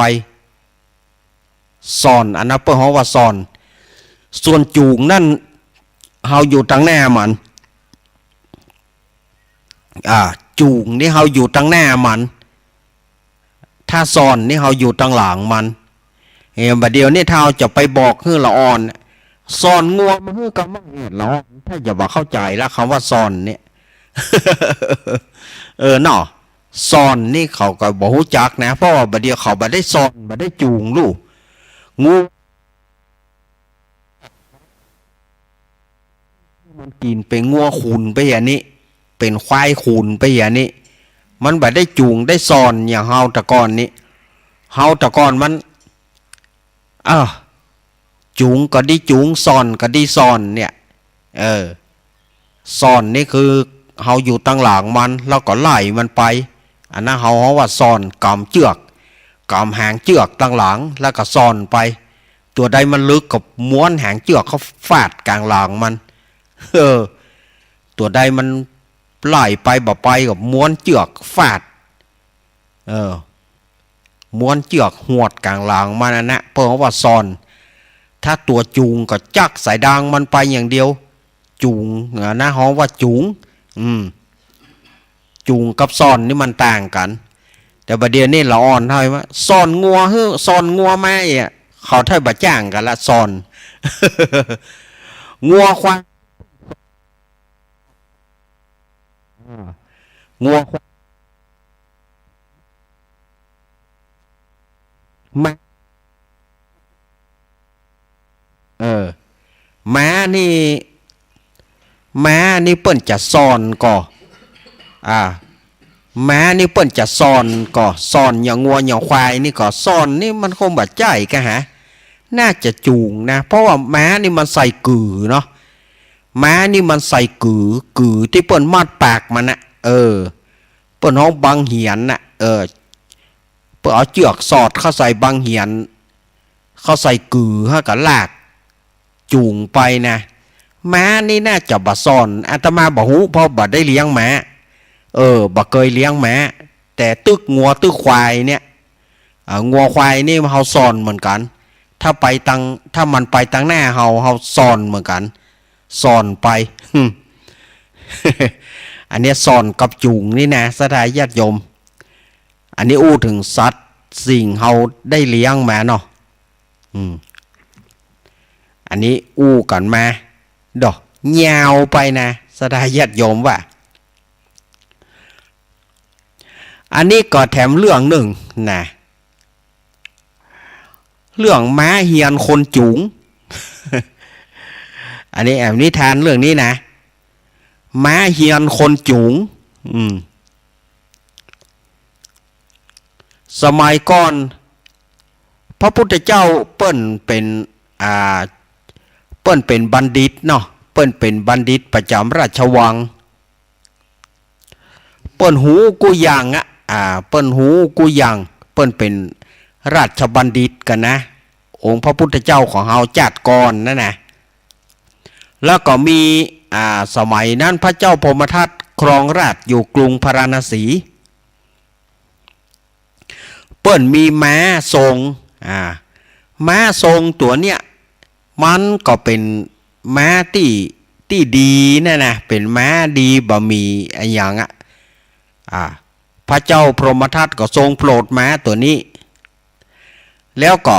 เอาให้คนเลี้ยงซ้ำขาโด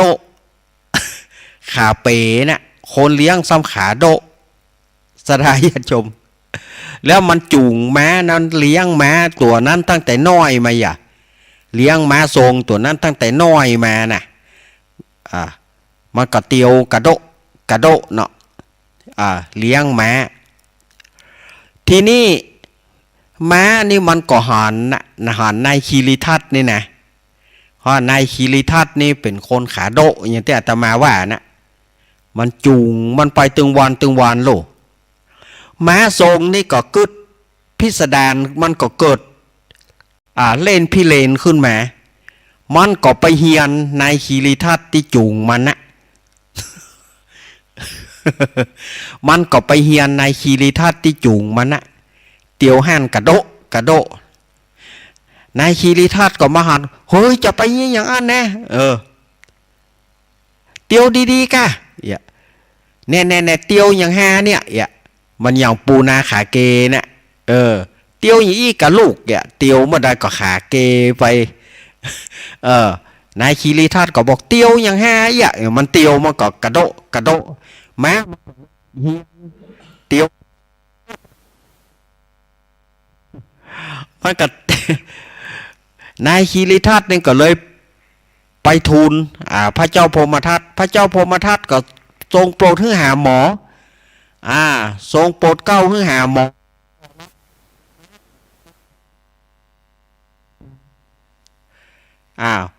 หมอสัตวแพทย์ทั่วไปกวดพอก็บ่มีอาการหยังแข้งขามันก็บาดเจ็บบ่ปวดอะไรหยังก็ลองให้มันเตียวมันก็เตียวหันกระโดนออย่างใดเนี่ยหมอก็เอ็กซเรย์พอหันก่อนนะเอ็กซเรย์พอว่าขากระดูกมันหักก่อนอย่างก่อมันก็บ่หักนี่แน่ กระดูกเหยามันก็บ่ฮักนี่แข้งขามันก็ดีนี่พระเจ้าพรหมทัตก็เลยไปหาราชบัณฑิตโพธิสัตว์ไปหาราชบัณฑิตโพธิสัตว์ราชบัณฑิตโพธิสัตว์ก็เลยบอกว่า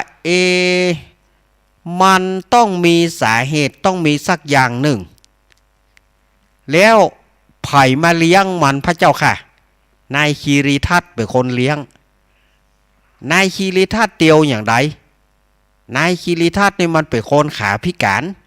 เวลามันเตียวมันก็เตียวกระเพกกระเพกเตียวกระโดะกระโดะนั่นแหละถ้าอย่างอ่านก่อนแน่ละคีรีทัตลองเตียวเหรอลองเตียวเพื่อเฮาพอเหรอราชบัณฑิตก็บอกคือนายคีรีทัตเตียวเมื่อนายคีรีทัตเตียวเพื่อพอราชบัณฑิตก็บอกว่าโอ้เปิงละแม้ตัวนี้มันเฮียนเจ้ามันเฮียนคนจูงมันหันคนจูงมันก็เลยกึดพี่เลนขึ้นมามันก็เลยกึดสนุกขึ้นมากึดคึกขนองขึ้นมาว่าเฮาเตียวอย่างอี้คงจะเท่เปลี่ยนคนจูงเหียเนอะเปลี่ยนคนจูงเหียพอเขาเปลี่ยนคนจูงม้าตัวนี้มันก็เลยปิกมาเดินตามปกติเนี่ยสถาญาติโยมอันเนี้ยม้าเฮียนคนจูงมันหันประจำเนาะมันหันคนจูงมันเตียวกระโดะกระโดะเนาะมันก็เลยเตียวกระโดะกระโดะ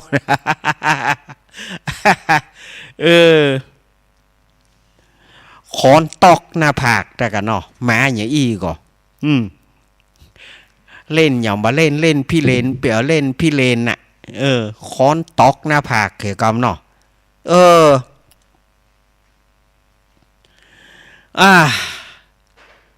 อาตมาภาพก็นำเอาเรื่องต่างๆนะมาอู้ให้ศรัทธาญาติโยมได้ฟัง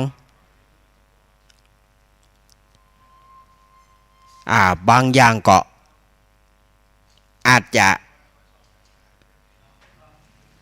ม่วนพ่องบ่ม่วนพ่องเนาะบางอย่างก็ม่วนพ่องบ่ม่วนพ่องนะอาตมาก็เอามาเล่ามายายให้ศรัทธาญาติโยมได้ฟังกันถ้าอันไหนม่วนก็ศรัทธาญาติโยมฟังแล้วถ้าอันใดบ่ม่วนก็ขอสุมาอภัยอันใดมันม่วนก็ฟังต่อกันไปนะบ่ต้องไปกึดอย่างนักอันไหนที่มันบ่ถูกใจมันบ่ม่วนก็บ่ต้องไปสนใจมันขว้างไปเหียขว้างไปเหียขว้างไปอย่าได้บ่ต้องไปกังวลว่าอันนั้นอันนี้อันนี้อาตมาเอาเรื่องนิทานมาเล่านะเรื่องนิทานเก่าๆมาเล่าให้ศรัทธาญาติโยมได้ฟังกันหรือว่าปัดฝุ่นเมินๆในปัดฝุ่นมาเล่าหนังเรื่องดังเรื่องดีกระชายหลายรอบหนังเรื่องใดเรื่องดังเรื่องดีกระชายกันหลายรอบหน่อยเรื่องใดที่มันบ่งามมันบ่เหมาะบ่ควรก็บ่ฉายละ อย่าเปิ้นไปพอหนังเนาะสมัยก่อนไปพอหนังนี่เขาจุมันน่ะมันไปเจี้ยนะเขาจุมันไปพอหนังก็เรื่องหยังสุมาญาติโยมเด้อมึงดูกูไม่ฉายมันก็ไข้หานแต่หนังเรื่องมึงดูกูไม่ฉายไปแต่เจ้ามืดไปพอหนังเรื่องมึงดูกูไม่ฉายก็มันตึงบอกอยู่ฮั่นแล้วว่ามึงดูกูไม่ฉายก็ไผจับก็มันตึงบอกว่าถ้ามึงพอกูจะบ่ฉายก็มันตึงบอกอยู่ฮั่นแล้วนะไปพอเมื่อได้ประกอบมาฉายซะเตื้อคิดไปพอหนังเรื่องหยังมึงดูกูไม่ฉายโอ้ยเจ้าเฮ้ยก็มันตึงบอกแล้วหรอว่ามึงดูกูไม่ฉายใบมันบ่ใจหนังสักคำเขาจุมันเขาจุมันว่าหนังเรื่องนี้ม่วนนี่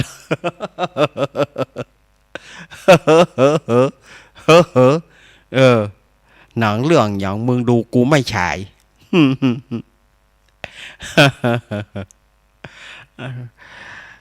แต่ก่อนนี่ถ้าได้ยินรถฉายหนังมาอีนะสถาญาติโยมบ่เท่าละอ่อนนี่บ่กินข้าวกินน้ำแล้วเนอะไปละ ไปม่วนแต่เนอะม่วนขนาดอะแต่ก่อนไปกลางจอจ่วยเปิ่นกาหยองกาเนี่ย สมัยก่อนบางทีก็เอาเปิ่นก็เอาถ้าเปิ่นขายน้ำเกลือแห้งนะเปิ่นก็น้ำเกลือแห้งปานเนี่ยพ่องเอายากระเพาะปานเฮ้อพ่องสมัยก่อนกล้ามาจ่วยคิงเดินโพยเฮ้อเนอะคิงเดินยาเฮ้อเนอะเป็นหนุ่มเดินยาอาตมานี่บอกไปพ่อเฮาบ่หานเนาะ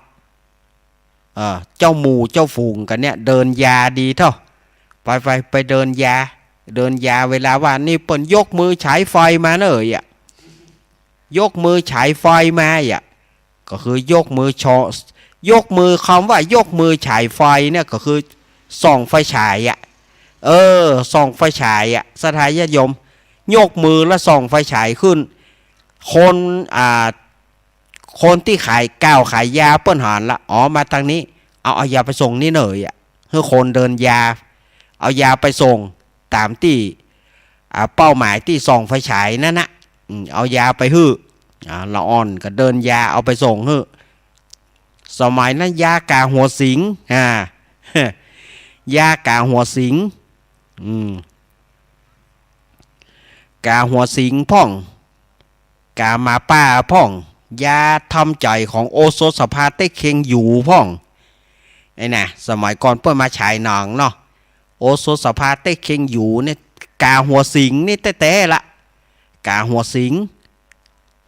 บริษัทน้ำกุ๊กตราหัวสิงเนี่ยสมัยก่อนอาตมาจำได้อยู่นะบริษัทน้ำกุ๊กน้ำกุ๊กตราหัวสิงแล้วก็ของคันกีซังโฮโลเล่งเตเนี่ย เนาะยาหวานชงน้ำเต้าทองยาขมชงน้ำเต้าทองเนี่ยคันกีซังโฮโลเล่งเตเนี่ยสะท้องพ่อไปซื้อยาคนเฒ่าคนแก่ไปซื้อยาไปได้ไข้หัวอย่างก็นะอันขอซื้อยานะอันบะโลโตเตนะ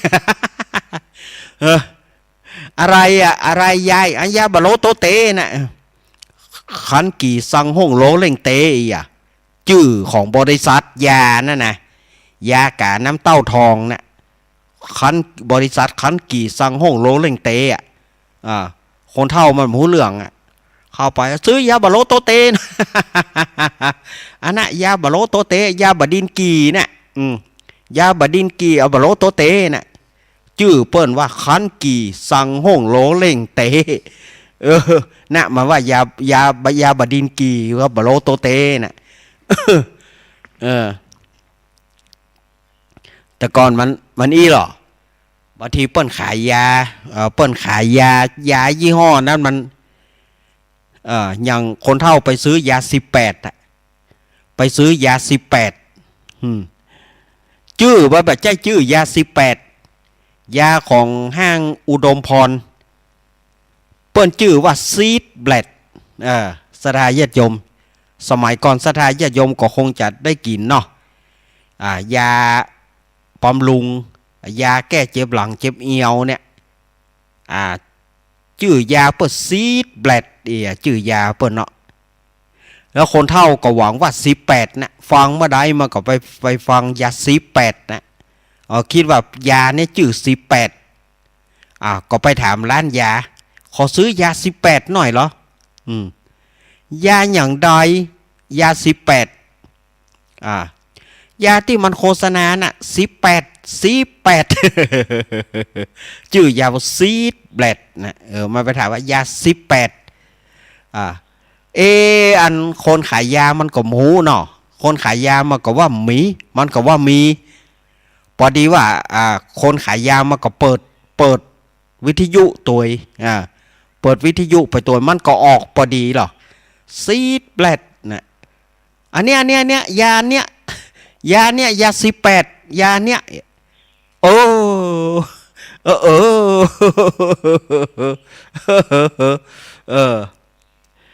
เป็นว่าชื่อยาเปิ้นซีดแบล็ดมันไปถามยา18มันไปมีมันแบบใจชื่อเปิ้นอ่ะ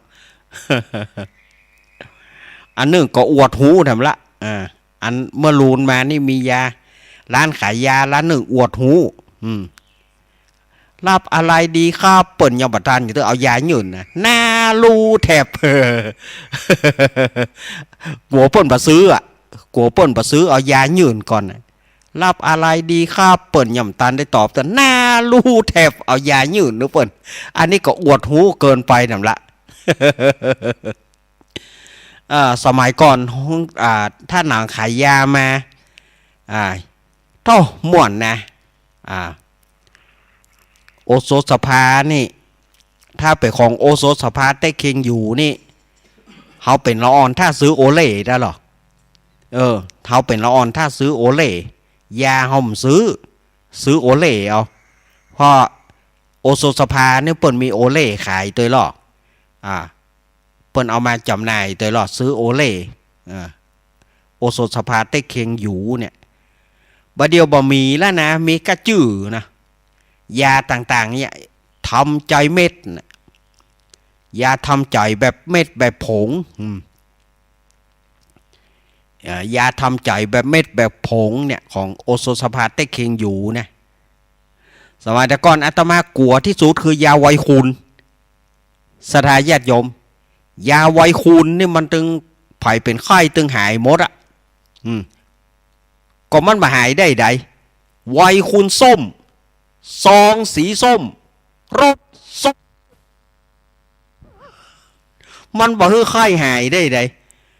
มันถึงบ่ตันได้กินเด้อหายแล้วส้มใบส้มบอด ไวคุณส้มซองสีส้มรสส้มโดเมื่อยมันก็หายหมดกับมันก็ไปหมดกับมาแล้วบ่เฮยยาไวคุณยาไวคุณนี่ไผ่ตัวบกินไผ่ตัวบกิน ไผ่ตึมกินไอ้อย่างมันส้มเกินน่ะไวคุณส้มซองสีส้มรสส้ม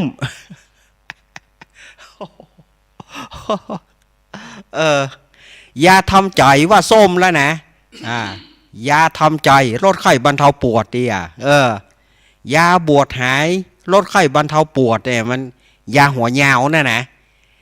มันก็ย่ำต่อใดตลอดอันยาไวคูณนั่นกาปวดโทไผ่ไปไข้สันโยงก็ได้ยินมันมาแล้วมันนึงหายแสบซื้อมาแล้วนะอย่างไวคูณส้มซองสีส้มรสส้มหายละ หายละดีไข้หัวได้ไหนยาไวคูณน่ะส้มใบส้มบอดยา MCR นิวเจริญนี่มียาปูตุ้ยหนวดว้องปูตุ้ยหนวดว้องมาขายยากัดงัวยาโลแหลกชื่อยามันอาตมาเขาว่ายาลุแหลกกินแล้วปูดทำโมสังโคเหียเตอเสียมันได้ลุต้องในโจนว่าเคาะต้องขอใส่มาแล้วเนยาปูตุ้ยหนวดว้องไงนะกับยาถ่ายมันนี่นะปอดโทคนใหญ่คนใหญ่8 เม็ดละอ่อน4 เม็ดแต่ยาปูตุ้ยหนวดว้องเนี่ยละอ่อน4 เม็ดคนใหญ่8 เม็ดกินแล้วอดเข้าอดน้ำก็เนอะบ่ได้กินข้าวกินน้ำนะยามันนะโปรโทกรรมเดียวนี่โลดสมาแต่ก่อนในห้องน้ำก็มีโลนเข้าป่าเข้าโดงปะรู้ในโจนว่าบางพ่องได้หนังแก่น้ำก็มีเอาให้มันตูดนะ ยาปูตุ้ยหนวดว้องก็ไปว่าจื้อปะเนี่ยมันว่าคนเดียวมันลูกปูตุ้ยว่าคนเดียวมันไผข้าได้ยาโลแหลกมาที่ปูตุ้ยหนวดว้องไปเนอะการงัวมาที่ปูตุ้ยหนวดว้องไปเนอะอย่ามันว่าคนเดียวมันลูกผ่านใจว่าให้มันว่าคนเดียวมันลูกให้ตายแล้วปูตุ้ยหนวดว้องนี่ถ้าจำมีละเมินแล้วนี่เป็น30-40 ปีแล้วนี่มากัดงัวบ้านข้างบ้านอาตมาฮะพอข้าได้ยามานี่เนอะปูตุ้ยหนวดว้องปูตุ้ยหนวดว้องอีกมีละกาปูตุ้ยหนวดว้องนี่มันอยู่ไหนครับปูตุ้ยหนวดว้องมันเป็นคนที่ไหนบอกว่ามันมาขายยากัดท่านแต่ก่อน ไปหูจะได้ก่อผาข้าได้ยาผาข้าได้ยาโลแหลกไปหาปูตุ้ยหนวดวองไปเนอะยาไทยเนี่ยปดโทธรรมโมสังโฆอย่างคนอู้ไปซื้อโดยเปิ่นก็ครับไปกะยาไทยละอ่อนกิน4 เม็ดคนใหญ่กิน8 เม็ดคนอู้นี่กล้ากินก็8 เม็ดบากินก็กินได้4 เม็ดนะอย่ามันรู้จนว่านะกันอย่าว่านะในหนังแจ่แหนมกันนะหนังแจ่แหนมก็คือมันตูดยามันรู้ขนาดยาไทยสมัยตะกอนนี่เปิ่นใส่ปวกหาดเนาะสดายญาติโยม ยาไทยบะเดียวเขาบะใส่นะยาไทยตะกอนนี่ใส่ปวกหาดนั่นมันตัวลุต้องดีรู้เนี่ยน้องบะคังอ่ะน้องบะคังอ่ะตะกอนนี้เปิดใส่หรอ4:52แล้วครับก็หูแล้วนะเจเฮ้ยบะต้องบอกแล้วครับหูแล้วศรัทธาญาติโยมการบางทีอาตมาเอาเรื่องเก่ามาอู้นี่นะเพื่ออย่างเพื่อฟื้นความจำของญาติโยมไปพอหนังซื้อกินอย่างอ้อยซ้อมเล่านิทานเรื่องเป็นเกี้ยสุดท้ายเนาะหมอหนึ่งมันกินแกงพักละแล้วไปพอหนังไอตัวหนึ่งเหม็นปากมันจะบอกให้มันไปซื้ออ้อยไปซ่อซื้ออ้อยซ่อมคิดไปซ่อซื้ออ้อยซ่อมมาไปคิดไปซ่อซื้ออ้อยซ่อมมาเกี่ยวไปมันไปซื้ออ้อยซ่อมทีนี้อ้อยซ่อมบ่มีพอละอ้อยซ่อมบ่มีคิดซื้ออย่างมามันเกี่ยวนึ่งไอ้นะหักว้ามันเกี่ยวนึ่งจบพอดีหมดเวลาปิดสถานีสถานญาติโยมเมื่อเวลาหมดก็หมดเวลาก็อาตมาจะพักชั่วโมงกำเดียวหลังจาก6 โมงก็ปะอาตมาแถมรอบ1 รายการธรรมะบันเทิงใจฟังสบายสไตล์ชิวๆวันนี้กระแตนท่านพระครูปรัตน์ณัฐพงศ์ที่ตาวุฒศิริวัดดอนจันทร์บ้านป่าจันทร์ตำบลเวียงกะหลงอำเภอเวียงป่าเป้าจังหวัดเชียงรายแห่งกำนอเดี๋ยวอาตมาพักก่อนนะจะจัดที่นี่หรือว่าจะจัดที่ออนไลน์ครับจะไปจัดออนไลน์เอาเพราะว่าช่วงนี้สังขารสุขภาพร่างกายบ่ค่อยไหวนั่งโคตรของงอดบ่ค่อยไหวแล้วประเดี๋ยวนั่งตัวเก้าอี้จัดเหรอก็ถูกนะมันบ่ค่อยไหวแล้วประเดี๋ยวจะอยู่จนค่ำจนมืดบ่ไหวแล้วประเดี๋ยว